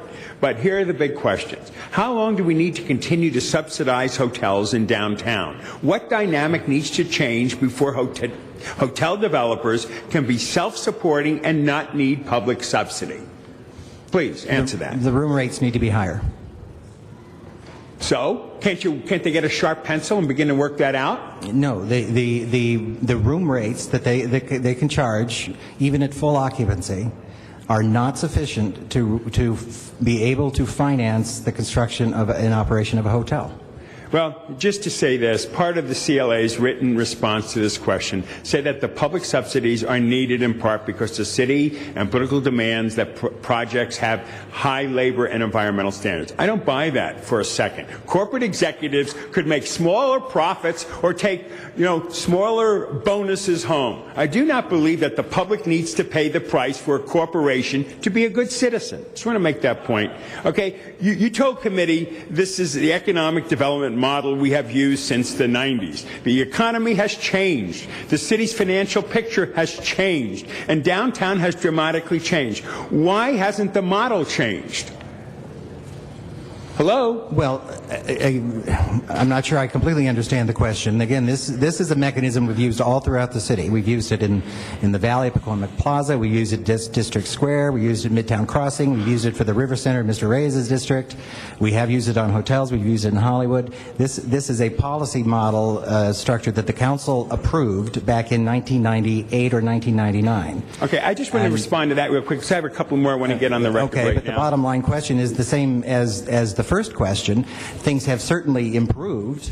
There wouldn't be anybody willing to build a hotel at any price not terribly many years ago, but the revenues that can be generated are still not sufficient. Let me say this. It's time to change the model. These public subsidies have become reflex rather than a rare matter of last resort. If we're going to give away public funds for projects, we should determine which projects create the most jobs or do the most social good. I mean, it's hard to find money to help us fill financial gaps for permanent supportive housing, but it seems pretty easy to find funds for a hotel or a parking lot. Just want to react to that. Something's wrong with that model. But I want to know this about this developer. What are the last 10 hotels built by this developer? Which cities are they in? What sort of a deal did these cities provide the developer? Are they Courtyard Marriotts or comparable hotels? I'd like our consultant to help me figure this out. What about this group? What's that all about? What experience do they have? How many hotels have they built? And why do they need a subsidy? Well, with respect to the last question... Your name for the record, please. Oh, I'm sorry. Jim Raby. I'm a senior principal with Kaiser Marston Associates. Yeah. With respect to your last question first, this project has a feasibility gap of approximately $35 million. How do you know that? How do I know that? Because we evaluated the revenues and the operating income from the hotel. We reviewed the projected development costs for the hotel project. We compared that to other hotels and projects that we've evaluated over the last 4 to 5 years in terms of cost. We reviewed the market studies that have been prepared by CLS, by HVS, and information and market studies prepared by Marriott for this project. So we've looked at it in that way. This is the way that we've evaluated. I understand that, but tell me about this group that wants to invest. What have they done? Bill, what are they doing? Bill, I you're was going to need to answering press your button again. Okay, I'd like that one, and then Okay. I'll come back again. In looking at a project like this, Williams and Dame and American Life are two development firms. Williams and Dame has done a number of residential projects here and mixed-use projects up in Portland. They're a reputable development firm. I've actually looked at most of their projects over the last several years. American Life, I've reviewed their track record, and if they did not have Marriott as the operator for this hotel project, I would probably be more concerned. But when you look at hotel developers and hotel projects, you have to worry about first who's the developer, who's going to get it built, and who's going to operate it. So the combination of the two is what's important, not just the development entity by themselves. So they have a long track record of projects, a little bit on hotels, and they have hotel projects that are going forward. The important part of the hotel component is that Marriott is the operating partner. Okay, just real quickly a response to Bill, that. I'll push my button again, but just to respond to his point. So this is WDH first hotel and only the second for American Life. Is that true? I believe that's correct. That's the information that they've provided, yes. Okay, so I appreciate that the CLA has answered this question, but I'm concerned that it was not asked until yesterday. I mean, come on, by me at the TCT committee. If we're going to negotiate the best deals for the city, questions like this should be part of our due diligence before ever sitting down with someone looking for public subsidy. But I'll come back up again. Thank you. All right, Mr. Buscaino. Thank you, Mr. President. And thank you, Mr. Rosendahl. These are all valid questions. Absolutely. It's good that we air them out here. However, the Marriott name is not a new name. We know exactly what they stand for, the product that they put out. And I've always been taught that you measure success by past performances. And sure enough, what we're doing in the downtown region is putting people back to work. Our trade guys are here. They are starving. They need to put food on their tables, support their families. What better way to do that than move forward with this project? And I was here. I worked this region. I worked the downtown Los Angeles area 14 years ago, I was there when Shaq and Kobe broke ground there at Staples Center. They had shovels, they had hard hats. Look at this region today. It's put people back to work, it's weeded our way out of poverty, and it's made Los Angeles a destination. And I hope and pray that one day, and I know, in fact, we're going to do the same at the Port of Los Angeles with waterfront development.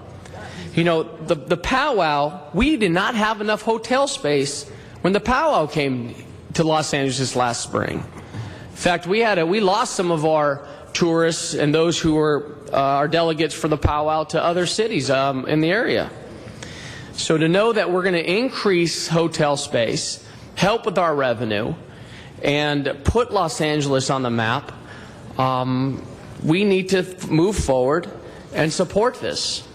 So with that, and I indicated this in the TCT committee yesterday morning, that, you know, once on Francisco Street in Georgia, I remember arresting drug addicts, prostitutes, gang members. And what's on Francisco today? It's a development called LA Life. Thank you, Mr. Buscaino. Mr. Englander. Thank you. I do have some questions as well, and I don't support subsidies, and so I wanted to focus in on that for a minute. How much are we collecting right now at that location in TOT? There is no TOT. It's a surface parking lot. So we're not collecting TOT?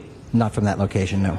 So how are we giving a subsidy on a piece of property we're not collecting from now? So we're giving an exemption, not a subsidy. So we're exempting them, in other words? We would be rebating the future TOT that they generate. So we're giving back for a period of time or forever? For a period of time, for no more than 25 years. For a period of time, we're giving back money that they're going to be generating that we're not getting right now anyway? Yes. That's an exemption for a period of time. And half of the money that is being generated. Okay, because the word subsidy was used, and I just wanted to clarify. I wasn't sure, because I don't believe in subsidies. I do believe in exemptions for businesses and business tax. In fact, I think we should exempt all businesses from business tax eventually, and we need to get there.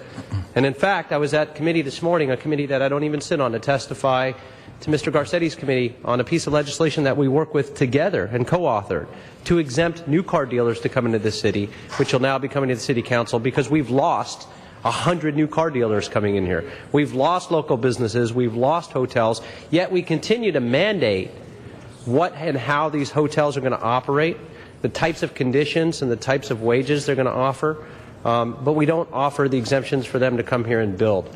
And so we look at, and we had this very issue in hospitals and other major development projects that we wanted to try to bring here to the city, and we keep losing these opportunities to other cities because we're not business friendly. And we slow down the process. And so I just want to make sure that we put it all out there exactly what we're doing, that then this is not a subsidy, this is an exemption. It's for a period of time so we can get a reputable organization like Marriott to come here and actually put people back to work. How many people is this going to employ in building this? Do we know? It's 292 permanent jobs, and then the construction jobs. The construction jobs I care a little bit about more right now than the permanent jobs. The permanent jobs are critically important, but the construction, the trades, have taken the biggest hit right now. They're the biggest gap right now that we've got in unemployment. Mr. Buscaino talked about that these guys, the trades, are out there starving. The fact is, they have been unemployed for far too long locally here. And we have an opportunity to create this partnership and give an exemption for businesses that's not even here. It's a parking lot for revenue we're not generating. And I think it's important to hear how many jobs we're actually going to create. It's 800 construction jobs. 800 construction, yes. 800 construction jobs. Yes. Not only do I absolutely support this exemption and building this, I think we need to move it forthwith and get this project started. Thank you. Before I call the next member, Jerry, it might be, I think you do yourself a disservice when you get the question where it relates to jobs. In my view, there are three answers: permanent jobs, construction jobs, direct construction jobs, and indirect jobs. So that, I mean, so you're talking about over 1,000, almost 2,000. So I just think it sounds, it's more accurate. It makes a bigger statement. So I would factor in all of those, because if we have construction jobs, they've got to buy boots, they've got to buy belts. There's a variety of things with that goes with the construction. Hopefully they'll buy some new trucks and bring in the new car dealerships that Englanders trying to get. Mr. Krikorian. Thank you, Mr. President. I appreciate the questions that my colleagues have presented, because this is these projects are always difficult for me, because we see the great benefit that past projects have provided, certainly to downtown and Hollywood and other areas. We see now that we're in a situation where we don't have the advantage of being able to use redevelopment funds anymore to support transformative projects. So I think it's very important that we do the financial steps necessary in order to stimulate the economy, create construction jobs, provide adequate stock of hotel space to be able to attract in more conventions, which produces outside revenues that comes into our city. Where I wrestle with it is I just want to make sure that we're not supporting that we're supporting these projects at the right rate, with the right formula, that we're not throwing good money away that doesn't need to be thrown away. And so I just want to explore that a little bit, because I haven't heard this in Budget and Finance Committee. We're talking about a $65 million decision that wasn't considered in Budget and Finance Committee, and I will say that in the future I think these issues should be before my committee, and so that we can consider its larger impact on the budget. But that being said, Ms. Perry mentioned that this project would produce $134 million in revenues over the next 25 years. There is a policy in this city that the subvention agreements be limited to 50% of net revenues. As the report indicates, the committee report indicates that the subvention in this case applies only to the TOT. Is that correct? I want to first clarify that. That is correct. Okay. So there's no subvention as to sales tax revenues or property tax increment or any other source of general fund revenues other than the TOT. Correct. So that in fact, if that's the case, then I'm assuming Ms. Perry might have understated the larger economic impact. The $134 million is the projected TOT revenues over the course of those 25 years, or is that total revenues? No, that would be the total economic impact on all of those revenue sources, but they only get the TOT. So what would be we know that you've estimated the net present value of the TOT at $21 million. What is the total amount of foregone TOT over the course of the 25 years? Well, again, the way this is structured, they would capture up all of the TOT up until no longer than 25 years. The balance that's going to the city from all of these other revenue sources is also basically the same number. It's 22 million net present value. It's 67 million total from all of those other revenue sources that the city retains. So business, sales, utility, property, that's all 67 million as well. So if I'm understanding correctly, the subvention applies only to the TOT, but it is up to the maximum of 50% of total tax revenues from all sources? Yes. So it's not 50% of the TOT? No. Okay. So, all right, that clarifies. Now, in calculating the economic impact of this, was any consideration given to, in calculating the net increase in TOT, did we determine whether there would be any net loss in TOT from surrounding hotels that will be losing business as a result of the arrival of this hotel? As I As I noted earlier, we reviewed the market analyses from Marriott, from HVS, and from CLS, which is the city's consultant related to the convention center project. There's a deficiency right now of 6,000 hotel rooms. All of the analyses that we have reviewed related to that, and consistent with our understanding of the downtown hotel market, these hotels fall into that gap of hotels, so there will not be effectively any transfer of room nights or room stays from the other hotels in downtown. In addition, these are a different product type. Select service, which is what the Marriott Courtyard and the Residence Inn are not a hotel type that is here. Those are hotel stays that you're typically losing to Glendale, to Pasadena, to Burbank, probably not to Beverly Hills, but to those areas to the north that have this product type. It is not a product type that you have in downtown right now. Or put in plainer language, this hotel is not likely to be seen as a competitor of the Bonaventure or the Biltmore or the Wilshire Grand or other hotels that are sort of the 4- and 5-star hotels. This is a lower price point hotel that doesn't really compete in that market. Right. It's complementary. It's not competitive. Okay. Paul, you go. Mr. Krikorian, why don't you press your button again? I'll be happy to do that. Watch your time. Okay, Mr. Zine. Okay. The issue that I have with this, Mr. Wickham, Mr. Sennheiser showed me an email from you and said this includes parking tax, this includes sales tax, and this includes other taxes. He showed me the email with your name on it. My question is very clear, and that's what he went by apparently on his article. And a lot of people say, why are we giving property tax and sales tax, etc.? I need to get a clarification on that. Is it strictly the TOT and nothing else? It is. Because his email from you says it includes these other taxes. It is strictly the TOT. I understood his question to be, what are all of the taxes included in the analysis? So you're what we saying do that is we analyze all of the revenues that are generated by the project to determine what the total net new revenues are generated as a result of this project, and then they're able to receive up to 50% of the revenue available. TOT is the only revenue that's available to them at that point. But in the full economic analysis of the net new revenue, we look at all of those sources. Property tax on the hotel. Are we going to get 100% of the property tax? We are getting 100% of the tax that we're supposed to receive. The parking tax of 10%. Are we going to get the 100% of the 10%? Yes, 100%.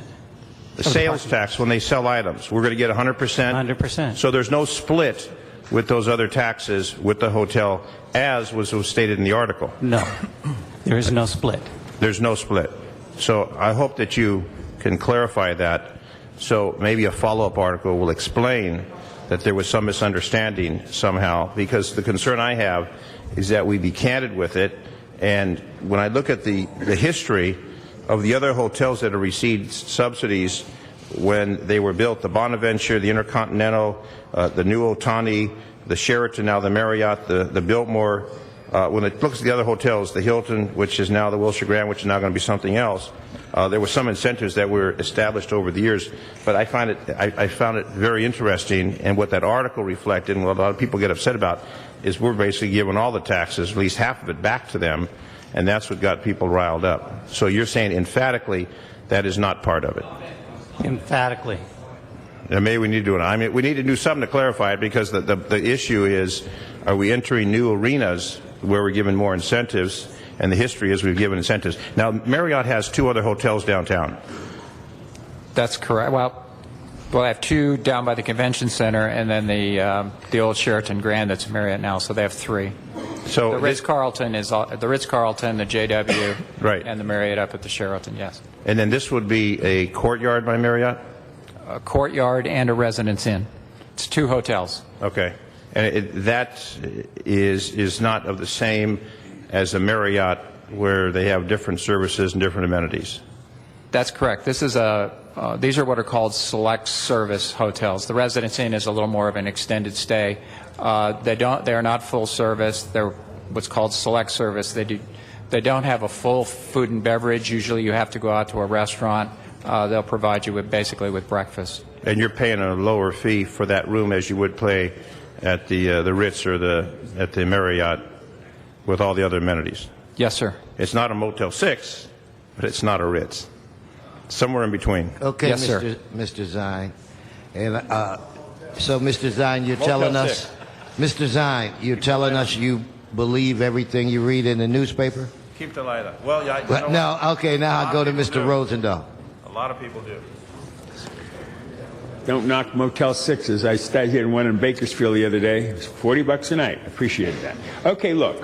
A Marriott's a Marriott is a Marriott, and they have deep pockets. So, if they can figure out a way to make things happen, they do. They're solid and they're strong. I just don't like the idea that we have to forgive taxes, which are the bed tax, which we need for the general treasury to pay for basic city needs at this point in our lives. Do the economic assumptions of this project assume that the stadium will be built or not? What's the answer to that? No. What does that mean, no? This project would go forward regardless of whether or not Farmers Field gets built. Wait a minute now. I want Farmers Field, and I want the convention center expanded. Mm-hmm. That is what I want, and I want the multiplier effect of another 6,000 hotel rooms and the robustity of downtown. So why would we even subsidize this then if it's not either for the stadium or for the convention center? What's the point? Well, it is for the convention center, but regardless of whether or not the event center proposal goes through, we are still far short of the hotel rooms we need to operate the convention center. Well, if we're that far short right now for the present convention center? Yes. So why don't the numbers pencil out or get a sharper pencil and make it work? Why do we have to subsidize it? Well, again, as I answered previous to that, our consultant can address it if you'd like, but the fact of the matter is that the economics of building a hotel are not there. The revenues from building a hotel will not support the investment to get it built. I don't believe that. The economics don't support it. Come on. I've been in the business sector. Tell me to get a sharper pencil in a new deal and put a risk in their hands, not in our city's hands. That's the bottom line. Thank you. Thank you, Mr. Rosendahl. Mr. Krikorian. Thank you, Mr. President. I appreciate Mr. Rosenthal's concerns about the sharpness of the pencil, but I think I do want to also note that there is a risk in letting a project that would otherwise create those jobs not go forward. I mean, I think we all have areas in our district. I have one that has been a nightmare for my constituents because for over a decade we haven't been able to get a project developed that would be transformative to the neighborhood because the economics haven't worked. And so, I mean, there's risk also in not acting to get things built as well. I just want to note that. That's why I have a little ambivalence about this. It's a little difficult for me to work this through. Let me ask a couple more questions on the valuation of this. There was the report mentioned that with the 50% limitation on the subvention, the maximum amount of foregone TOT would be $21.9 million. But speaking of the sharp pencil, the shortfall in this project is $35.8 million net present value. So what happens to the other $14 million? Where is the developer supposed to get that? And what happens if they don't? Well, to the first part of your question, you technically would have to ask them where they're going to get the money. They are using a different type of financing for this project, EB5, it's called, which is a federal program, which may mitigate some of their risk. As to Mr. Rosenthal's comments that they need to sharpen their pencil, they are having to do that in the sense of taking a lower return. In evaluating and underwriting this project from our perspective, we underwrote it at a 9.5% return, which is the very lowest that hotel developers in the current market will accept. So with the amount of gap that we're not funding, they're going to have to take a lower return. They're using this other type of financing, which if they are completely successful, they will probably have somewhat of a lower carrying cost. All of those things go together to their solution to that gap is in place. Yes, sir. Okay. Is there a development agreement that's been completed for this project yet? It's entitled, but I don't believe that they asked for a development agreement. Okay. So when would we anticipate that construction would be ready to begin on this project if this subvention agreement is approved today? We would have to confirm with them, but they are fully entitled on this project. They've started some of the environmental remediation on the property already. They could begin work on this within a couple months. Okay, well, that's great. Is there a limitation on the amount of time that they have to begin construction? In other words, if for whatever reason this alternative financing mechanism falls through, if there's some change in circumstances, they're fully entitled. If we were to agree to this today and then they didn't begin work for 5 years, or would that require a revisiting of, would that require any further action by the council, or would they be able to do that? Well, the agreement doesn't currently have a date in which they must start. But again, obviously, if they don't build, they don't get any reinvestment of taxes because they're not generating any. It is important to note that at the point at which they do build, when they are completed, there'll be another analysis of what it actually cost. Okay. So the gap may be actually smaller than projected, so their subsidy would go down. It would not go up. And to the extent that if Farmers Field does happen, to the extent that their business is better than projected and their room rates are higher than expected, they generate the recovery of the TOT faster, so it would end faster than 25 years. So that's how we would capture the upside on their operations. And as to Mr. Farmers, Krikorian, I have another speaker on the Oh, there is queue. I'll another come speaker. back. Okay. Mr. Alarcon. Council members, I was listening to that same news program this morning coming in. It was a long drive. And I heard Republican presidential candidate Romney talking about how important it was to create jobs. And I'm not going to support him, but having said that, he's right. It's about creating jobs. And he talked about the need for the government sector to be about creating jobs in the private sector. And so I would like to refresh our memories about history. The history of the United States demonstrated that we didn't get out of the Depression because we sat back and took no risks. We got out of the Depression because we took government money and financed massive development projects. Now, most of them were in the public realm with the WPA, but this is the same notion. We keep constricting our expenditures in the public sector side, which are some of the largest personal investments in our economy in terms of consumerism, because the civil service makes good money that recycles in our economy several times.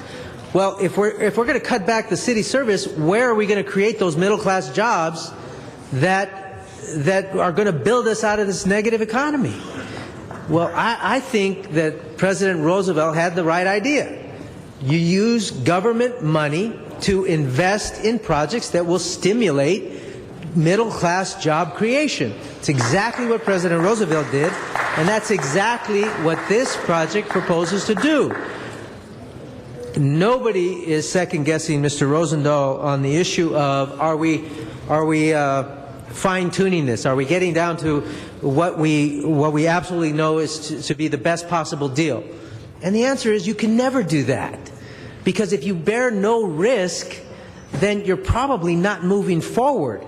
Now, you do have to take some chances, and in the case of the downtown area, particularly around the arena, if we do not look at this holistically and globally, if you will, then we're going to lose the individual opportunities. So we have to, the idea of moving this forward is part and parcel of the global view of developing what has become a major center, as Mr. Buscaino pointed out, in the world, in terms of the activities that emanate out of the arena. So we need to continue to build on that. And that is one of the positives, that is one of the pluses in LA's economy today. Notwithstanding the fact that our economy is backward, that is a success. So let's continue to press forward with that idea. This hotel represents a continuance of the emergence of the downtown, a reemergence of the downtown area. And I think it's a good investment, and yes, I believe it's a good risk. Mr. Englander. I just wanted to ask about the risk part, since Mr. Alarcon brought the word risk up. Do we actually have to pay them? Because if it's a subsidy, as the word keeps coming up, and I don't look at it that way, I look at this as an exemption, as the way you explained it. Do we have to pay them if they don't generate the TOT? No. They will only get what they generate. So where's the financial risk on the city part? I don't believe that there is financial risk on the city's part. They only pay us if they generate that money. If they generate money. The general fund base, today's general fund base is not at risk. Okay. So in the they're supposed to net, as you said, about $62 million over the next 25 years in the tax generation? That's 50% of the total, yes. That's 50%. Yes. So our net then... $67 million. So our net to us then is $2.5 million roughly a year for the next 25 years net. Positive. Roughly, yes. Yeah. Yes. And does that formula calculate any money we're currently generating? Is that taking the totality of all... since that's the net equation of money that we're generating now off the site in terms of it does, but essentially it's property tax and parking taxes as a service parking lot. So it's taking that into account, yes, and saying our new net total is roughly $62 million over the next 25, and that's in today's dollars. So we're over the next 25 years, we're sort of guaranteed if they generate enough bed sales that we'll still be net positive, $2.5 million a year off a parking lot now. That's the only existing use on the site. $2.5 million with no risk. And the only risk is really if they build it or not, but it's not costing us anything. Right, and it's also important to note that we're talking about the direct impact here. We're not talking about indirect impacts. We're not talking about increases in property values in the area because of this project. We're Direct not talking impact. about increases in TOT in the whole area because of this project. Right. We're talking about specific to the site, specific the site direct only. revenues from the site only. Okay.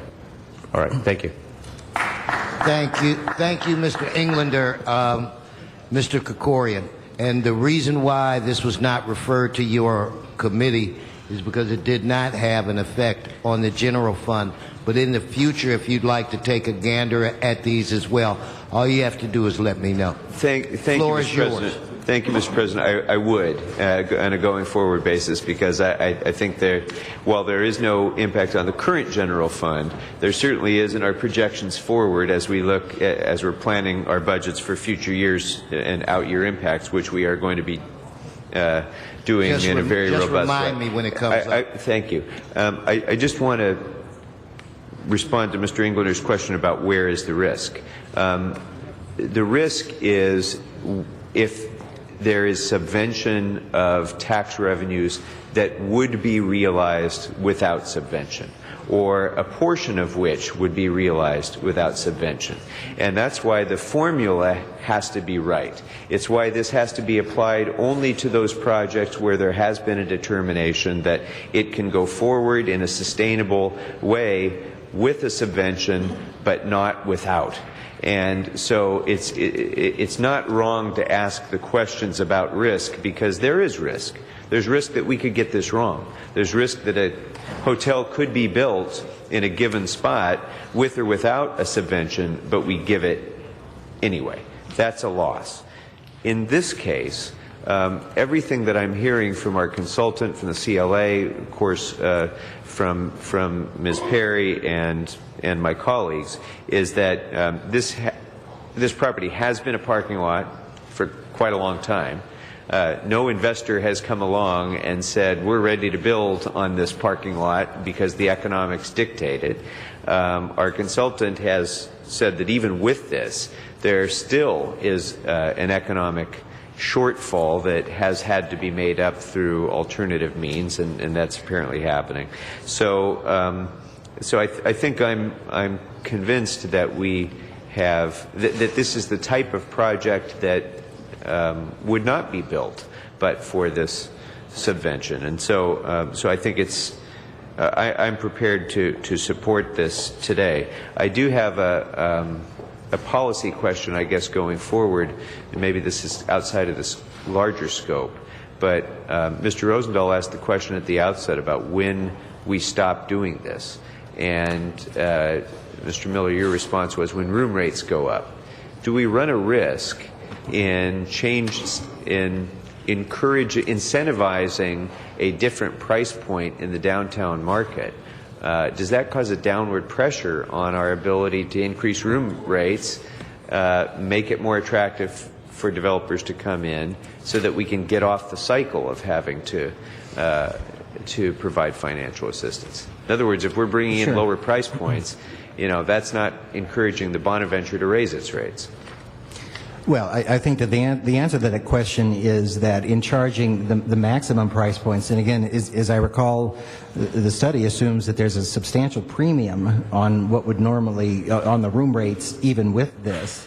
So, so I think the effect of this program, the other hoteliers would somehow have to artificially depress their prices. I mean, it's really a function of the market. So the room prices overall wouldn't be reduced because a particular hotel that isn't feasible without a subvention gets built. No, I mean, with or without the subvention, just having a Courtyard by Marriott available as an alternative to the Biltmore, the basic laws of economics mean that the Biltmore is less able to raise its price because there's greater supply at a lower price point, which doesn't allow the supply and demand curves to allow them to increase their rates and a future developer to increase its rates. Is that not right?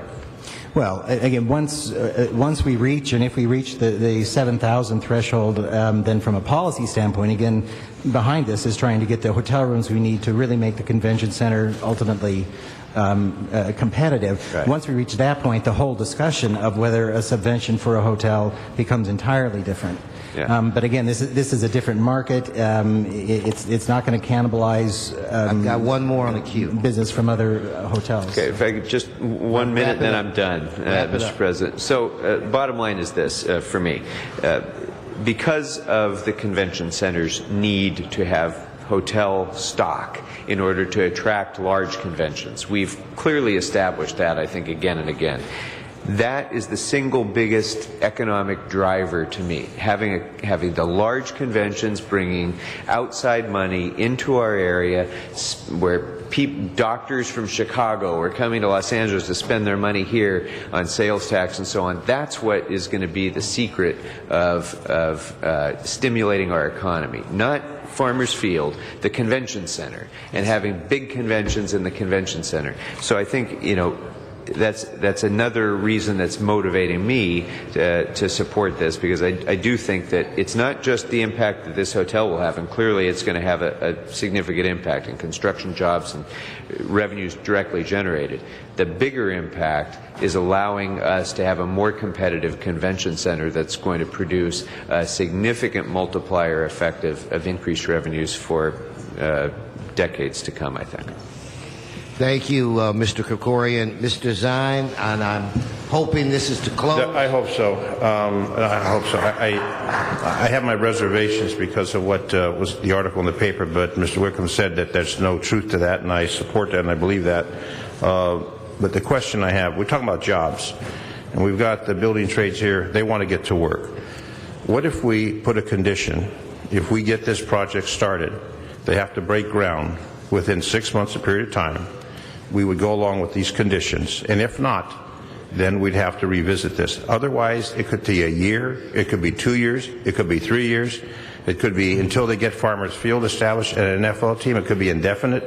So if we're talking about jobs and serious about job creation, then why don't we put a limit, and if they reach that limit within 6 months to break ground for this hotel, then we go along with this. And if they can't agree to that, this could linger on for a number of years. And then what do we get? We don't get anything. We don't get a hotel. We don't get the TOT. We don't get the evaluation. In other words, they're going to have a window to start this project. And if they can't do it in that period of time, then we're going to have to come back and reevaluate it. Otherwise, it could take forever. Okay, and as we see the Wilshire Grand, that is still sitting there, hasn't been demolished. Mr. Zine, I will second Thank that. you. It's my understanding that there's an agreement that that's what the business community and the unions could do. They want to start this as quick as possible. Okay, Exactly. Mr. Labange. Because there's no one from the planning department. How far are they from the building department stage? Do they have designs? Is the building Yes. designed? Yes, It's they're- designed? Yes. Do you They're think- fully entitled. I just want to ask, they could go over to Figueroa Street and get a permit tomorrow. Yeah. If they got that. Because I think 6 months is too short. Well, I'd rather No, say- but see, guys. They're fully entitled. They're fully entitled. And if they're fully entitled, and again, if we don't do it, then it could go indefinite. It could be 2 years, and then these folks that want to work are going to work for What another. about review it in 6 months? Mr. Labange, it's my understanding that the industry will meet the 6-month mark. All right, okay. That's the reason why I seconded the motion myself. I believe this project will be online within a matter of weeks. So, Mr. Zine, if you could wrap this up. Yes, we have the developer here. If the developer, if you can comment on that, sir, and that will be our hopefully final on this. Can I just add one thing, Mr. President? Yes. On the 6 months, what if it's challenged legally? Should it be after all challenges are exhausted? That's my only point. Yes, sir. Identify yourself. Yes, my name is James Atkins. I'm a partner and project executive with 901 West Olympic Limited Partnership. The design is done. We are scheduled to pick up the building permit next Wednesday at LA Department of Building and Safety. We're prepared to begin construction immediately. We would certainly agree to the 6-month window. That's certainly no problem. Okay. We look forward to starting construction. Thank you, sir. With that said, Mr. Zine, can we please vote on this Yes. item? All right, members, open the roll. Close the roll. Tabulate the vote. 10 ayes, 1 no. Okay, thank you. That's been approved. Let's go to item 15. Mr. Clerk, item 15 called special by Arnold Sachs and John Walsh. Mr. Walsh, Mr. Englander, forthwith on the previous item. Mr. Walsh, HollywoodHighland.org. I've been informed you have 1 minute left, sir. Mr. John Walsh, please come forward. Get on him, Mr. Walsh. 1 minute left. This, incidentally, HollywoodHighlands.org. Go check us out on Carmen Trutanich. Number 15 is what we're on now, and this is concerning the bomb detection dogs. We need more bomb detection dogs because they are truly the best dogs we have. We love bomb detection dogs. Come to our website, and you won't find bomb detection dogs on our. But when I think of bomb detection dogs, I think of dogs. And when I think of dogs, I think of doo-doo. And when I think of doo-doo, HollywoodHighlands.org. Okay, because of some amendments on this item, even though we did have public. Okay, so now we're on item 15. We're good. So let's open the roll.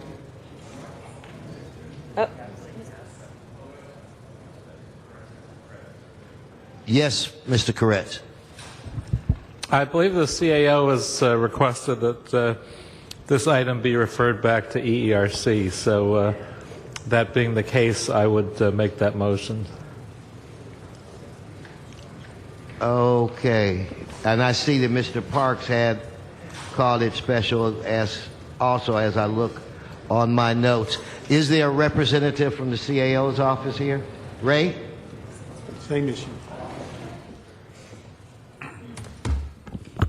Yes, good afternoon. We would request that this item actually go back to ERC for further discussion. Okay, Mr. Parks, you're fine with that? Okay, so then we'll just refer it back to the proper committee, and there'll be no need to then vote on this item, correct, Mr. Clerk, if we're going to review it again? Correct. You can refer that back without objection. Okay, sir. now let's go to item 11. And again, based on some amended language, we will reopen a public hearing. So I'm calling on Mr. Arnold Sachs, Donald Kronos, and Mr. Herman. Donald, if you're going to speak, you got to get up and speak now. Mr. Herman, item 11, if you want to speak, speak. Let's go. Yes, sir. Mr. Herman. Easy going. Easy going for 2011-2012. When we talk about budget and finance, how has the city circulated our money, the taxpayers? Can anyone really give us a budget? A real budget, something that stands within this U-shaped console. City Attorney, I'm speaking to Mr. Wesson because Mr. Wesson runs this city, and Mr. Wesson, I'm sure, is doing a hell of a great job when it comes to finance and budget, because he asks us the question, how are we keeping our tax-paying dollars effectively going about to make the city function? So, Mr. Wesson, question to your colleagues and those in council chambers. Has the mayor made a budget for you so that it can enforce new development, opportunities, and businesses and growth here in the city of Los Angeles? The question remains, how will you address this? Thank you. Thank you, Mr. Herman. Mr. Kronos? Yeah. Finances. Okay. Exactly what finances are. Where is this all, how does this tie to the real world? I just wanted to touch on it briefly. That, again, as I was mentioning earlier, it really needs to be about labor, about the work that's being done, about goods and services that we provide for each other. When we start boiling things down to numbers on paper and losing the people in the process, people get hurt. And as I was talking about earlier, I think it's really important that we fix the system so that the people have a say in what gets done. And since we have people representing us in that respect, who is representing us, of course, makes a big difference in whether or not we're actually represented.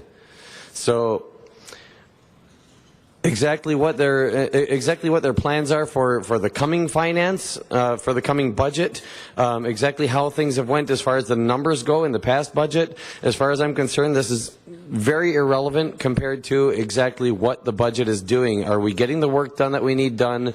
Are we getting the people employed that would like to be employed? Are people able to get the productivity that they need in their life to be able to do the things they need to do, to be able to support themselves, to be able to support their community, to make things better for all of us? And so I'll leave the rest of my time go, and thank you for letting me speak on that. Appreciate it. That completes the cards at this time. Mr. Clerk, we all want to call on Mr. Parks right now. Thank you very much. I'd just like to make a friendly amendment to recommendation number 2 regarding attachment 3 on page 2 of 4, dealing with the neighborhood empowerment department. We'd just like to add a footnote to that transfer of funds to the contractual services and ensure that those funds are not allocated until the department meets with the CAO and the CLA so that they can ensure that the product and services that are intended to be purchased and that the overall agreement with the vendor that they can evaluate and make recommendations. Also that the CAO, CLA are concerned currently about whether this has any impact on the existing financial management system, and that should be resolved. And also that that personnel internal procedures need to be resolved regarding the implementation of this e-platform system, and finally, that the true cost, that ongoing plus license fees should be determined. So we ask that that footnote be added prior to any allocation of those funds. Mr. Weezar. Thank you, Mr. President. I'd like to ask for a report back from the CLA and the CAO. Page 32, item Z, planning, states that the planning department projects a special fund surplus of approximately $2.4 million due to furlough of special funded employees and to an increase in the amount of fees collected during the year. As you know, during the budget procedure, I asked for additional funding for planners to continue doing our community plans for the city. It's a huge bottleneck, and we are way behind in updating our community plans throughout the city. We have possibly the Hollywood plan coming up, and that would release one planner, but there's a huge need to look at a number of community plans throughout the city. And I've talked to the general manager from the department. He's mentioned that he needs at least 2 more planners to total about $200,000 to start shaking up that bottleneck and get our community plans moving. And so this may be an appropriate place to look at some funding to get that going. So we could get a report back as to what will these dollars be used for if there is a surplus there. Thank you. Mr. Gregorian. Thank you, Mr. President. Just wanted to clarify. I'm happy to accept Mr. Parks's amendment as friendly, except that, Mr. Parks, you said the funds should not be allocated. It should be dispersed or expended, I think. If that was your intention, I'm happy to accept that as friendly. Members, this is as you know, the year-end FSR. If there are any further questions, we can ask staff to come to the table. Otherwise, I would recommend your aye vote. Mr. Parks, please. Mr. Parks. He solved it. All right, he solved it there. That clears the queue at this time. Mr. Clerk, let's open the roll as amended. Close the roll. Tabulate the vote. 11 ayes. Next item, please. Forthwith by the chair, the distinguished chair of finance. Next item. Mr. President, that brings us to item 14, called special for cards. We have some cards right here.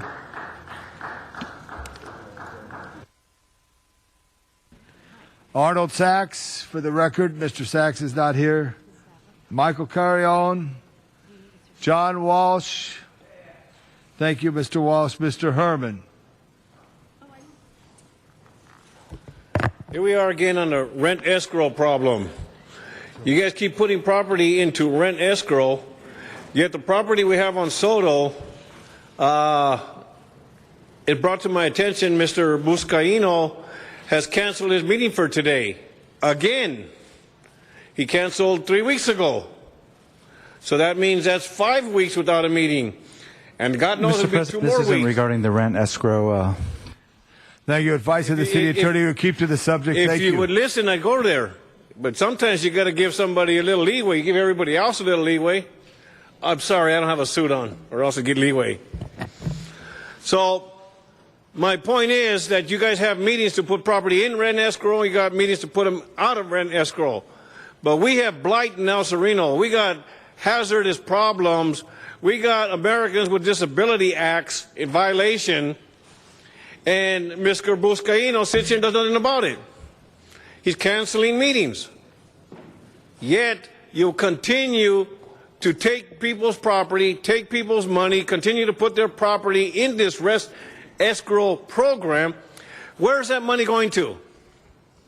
It sure as heck's not going to fix the property on Soto. It sure as heck's not going to Boyle Heights or El Sereno. Where's it going to? Maybe you can put it in San Fernando. Maybe. I don't see anything in rent escrow in San Fernando. Funny, huh? You guys ought to be ashamed of yourself. Becoming, like I said before, coming to rent escrow, a bunch of shysters taking money from people who can't afford to fix their properties. So you ask yourself, what is going on with the rent escrow problem? You don't have meetings to solve the problems you have. Instead, you go to lunch. Shame on you. Mr. Herman.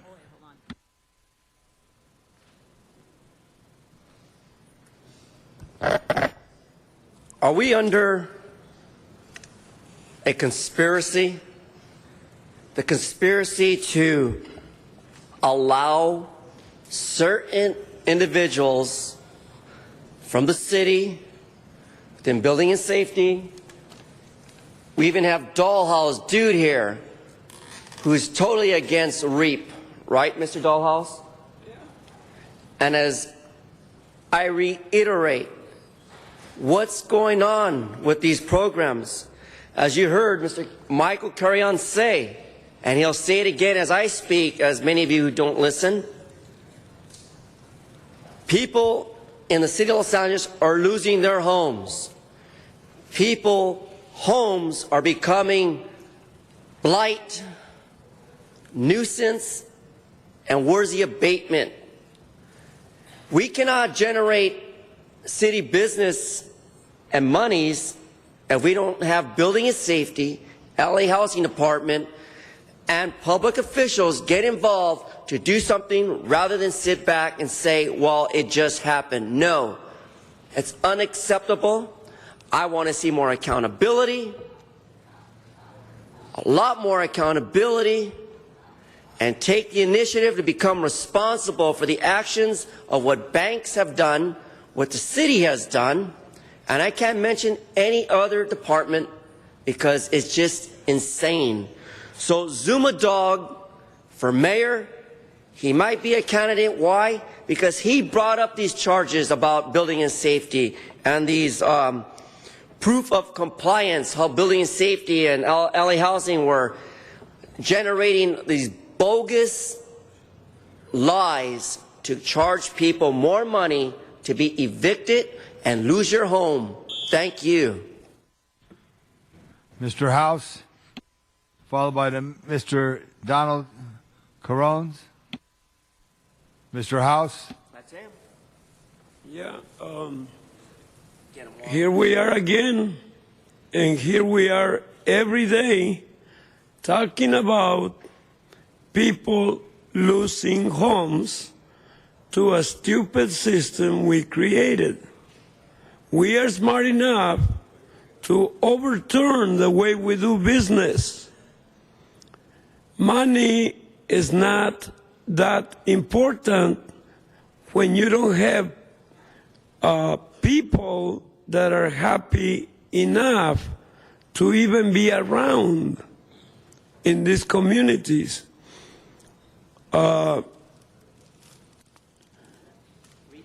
Why do we have all these?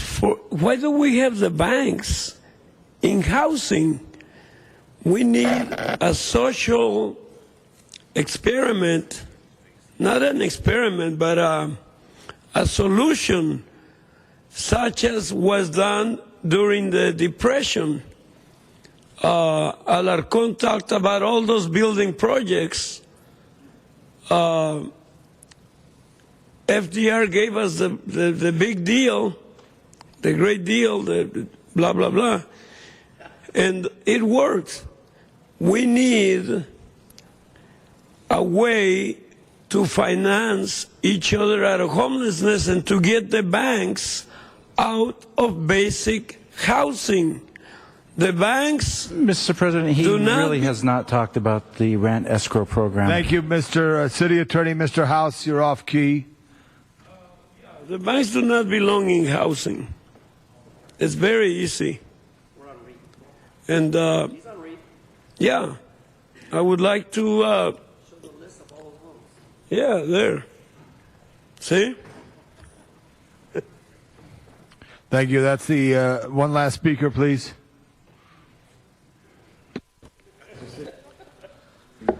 I'll try to keep this kind of short. I just wanted to say this kind of ties into what we were talking about earlier, and the individual attention to individual properties that are owned by people that are actually trying to rent them out, and and keep them occupied. I mean, it's good that people want to keep them in shape, but when we've got banks out there that own properties that are not even being lived in, that they're letting get run down, they're leaving them in completely unlivable conditions, I think that needs more of our attention. So I just wanted to say that. Thank you. Thank you, Mr. Kronos. Okay, there are no speakers in the queue. If we could open the roll. Wait, please keep it down. If we could open the roll, close the roll, tabulate the vote. 11 ayes. Mr. Clerk, where does that bring us on today's agenda, or where does that place us on today's agenda? Mr. President, that brings us very close, mercifully, to the end. Council has motions for posting and referral. They are posted and referred. Before doing so, there are requests from members to send items 10 and 23 forthwith. Okay, forthwith on 10 and 23 without objection. The desk is clear. Okay, members, now we're going to do announcements. Mr. Labange, before you start, I just want to remind any and all members who are participating in tomorrow's celebration of our Kings winning the Stanley Cup to, make sure they submit their names and who their guest is, and be where they're supposed to be at the appointed time. It's a very big day for not just us, but for many of the Southern California region and area. Like I indicated earlier, I did this charity golf tournament, and it was going on when the Kings game was going on. So we constantly got reports. And I'm telling you, it started out, it was 0-0, and then a guy stands up and says it's now 1-0, 2-0, 3-0 within a 5-minute period. So I think they brought it home. They brought it home strong. So if you're going, I look forward to seeing you tomorrow. Mr. Labange, I'm acting mayor tomorrow. So you might have to be acting council president. That does not give you liberty to get comfortable with it, excited, and it doesn't give you license to say anything. So anyway, those of you that are going to be there tomorrow, I look forward to seeing you. Mr. Labange. Well, thank you. It'll be a great day. We meet at 5th and Figueroa at the start of the parade. But also this weekend, on behalf of Mr. Ed Reyes, I want to announce that Langer's, the very special deli at 7th and Alvarado, will have their 65th anniversary. They're encouraging all their friends and others to come by Metro right there at the 7th and Alvarado. And every hour they're going to have a drawing for a $100 cash gift certificate for the delicatessen. It's a much-loved delicatessen. If you haven't been there in a while, get rediscovered, and then after a fine meal, take a walk around and see what Mr. Reyes has done to redevelop and beautify MacArthur Park right there at 7th and Alvarado. In addition, tomorrow night I'm going to be kicking off my bike series tour. We're going to start for the Sister City Monument. Anybody who's a cyclist, meet us at 6 o'clock. Tomorrow you're going to ride up through the cornfields, across the bridges into Boyle Heights, and back through downtown. And tomorrow is Flag Day, which is a great day to remember the Stars and Stripes of the United States. I thank you, Mr. Acting Mayor. Does that make me Vice Mayor if you're Acting Mayor? No, you're substitute president. Okay? Substitute. All right. At least if in the warm-ups I can get my uniform dirty, I'll feel good. Now, Michael Carrion is vice mayor. Okay, that will make him Michael vice mayor for tomorrow. Mr. Alarcon for an announcement. Yeah, I just want to announce that we began a summer movie nights at the Northeast Valley City Hall last year, and we're going to continue that. So every Thursday at 7 p.m. we'll be hosting a free movie for all community to enjoy, starting Thursday, June 14th through Thursday, July 26th.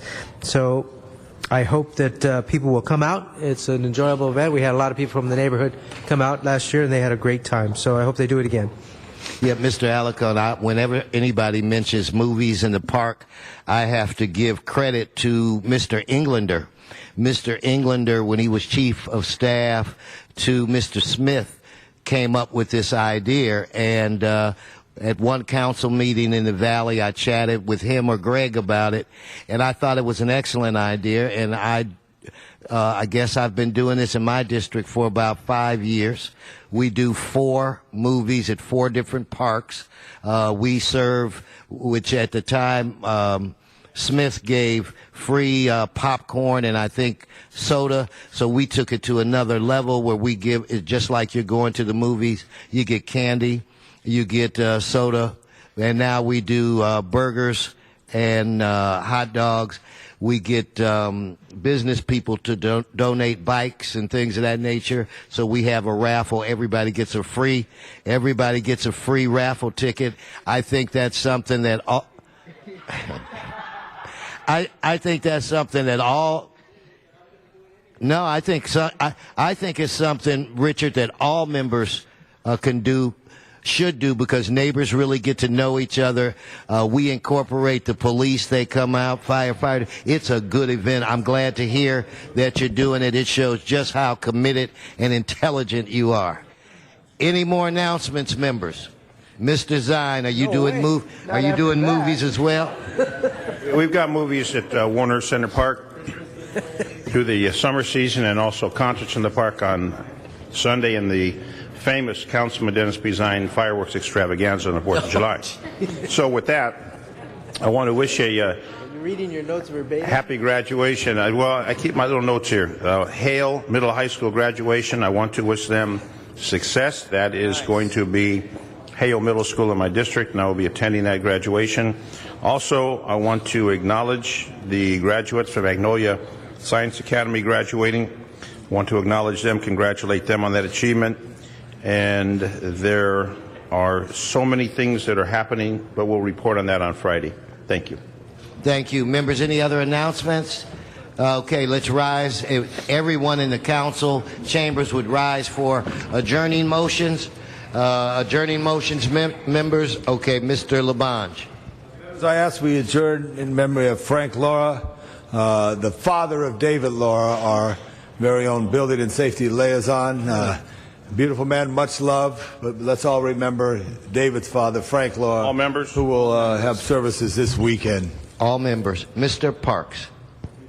I'd like to ask that we adjourn in memory of Dolores Flores Castro, who passed away earlier today on June 13, 2012. She's the mother-in-law of Mike Hernandez, and also the grandmother of Emiliano Hernandez, and the mother of Sylvia, Mike's wife. And so we'll have a more in-depth adjourning motion on Friday. And it should be all members on that as well, Mr. Parks.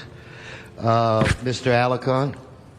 Yes, members, I'd like to adjourn in memory of Romani Srikanthi De Silva, who was 69 years old. She passed away on Thursday, June 7th, 2012, from cancer. Her son, Sheehan, was by her side when she passed. She established a school that my daughter Camila attends, the Montessori Academy of North Hollywood. Romani was born in Panadura, Sri Lanka, on November 6, 1942, to Charles Dickman de Fonseca and Doris Marjorie de Fonseca, and she was their first child. She graduated from Bishop's College, Colombo, in 1960 and won the coveted music prize in her final year of school. She loved children and chose therefore to train as a Montessori teacher under the guidance of Mario Montessori, the son of Maria Montessori herself. She initially worked at the Montessori School of Auntie Joyce, the pioneer in the field of Montessori education in Sri Lanka. She was always an admirer of American culture, movies, and popular music, and found it an exciting adventure to travel to the U.S., where there she was in demand, where there was a demand for Montessori teachers. Her first stint in the U.S. was in Park Forest, Chicago, where she was one of the first Sri Lankan educated Montessori teachers around 1966. Most middle-class Sri Lankan families would not have allowed their 22-year-old daughter to travel overseas, but her parents were very understanding, although they did suggest that she return to Sri Lanka after 2 years. So she did as promised, and she married and lived in England for a short while, but didn't enjoy the weather there, so she returned to the USA with her husband and infant son, Sheehan, and this time to the West Coast where it was sunny and warm.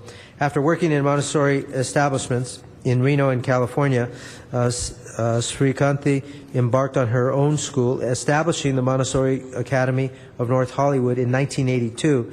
Interestingly, my cousin Olivia was one of the teachers back then. Srikanti raised and educated her son, Shian Tantula. After Shian completed his education, she had time on her hands to divert her energies to a new hobby, that of her intricately elaborate, colorful, and enchanting garden at her house on Lev Avenue. During her life here as a Montessori teacher and director of her own school, she has helped many Sri Lankan teachers and has sponsored over 40 new teachers to arrive and practice in this country. She was a practicing Buddhist and contributed generously to the Dharma Vijaya Buddhist Viharaya in Los Angeles. I was doing so well up until that last one. She leaves behind a legacy of love and caring to all those around her. She will truly be missed by her staff, her family, her friends, and my daughter Camila. May she rest in peace. Memorial services were held on Sunday, June 10th, and she is survived by her son, Sheehan. Thank you, Mr. Alarcon. Mr. Zine. Thank you, Mr. President.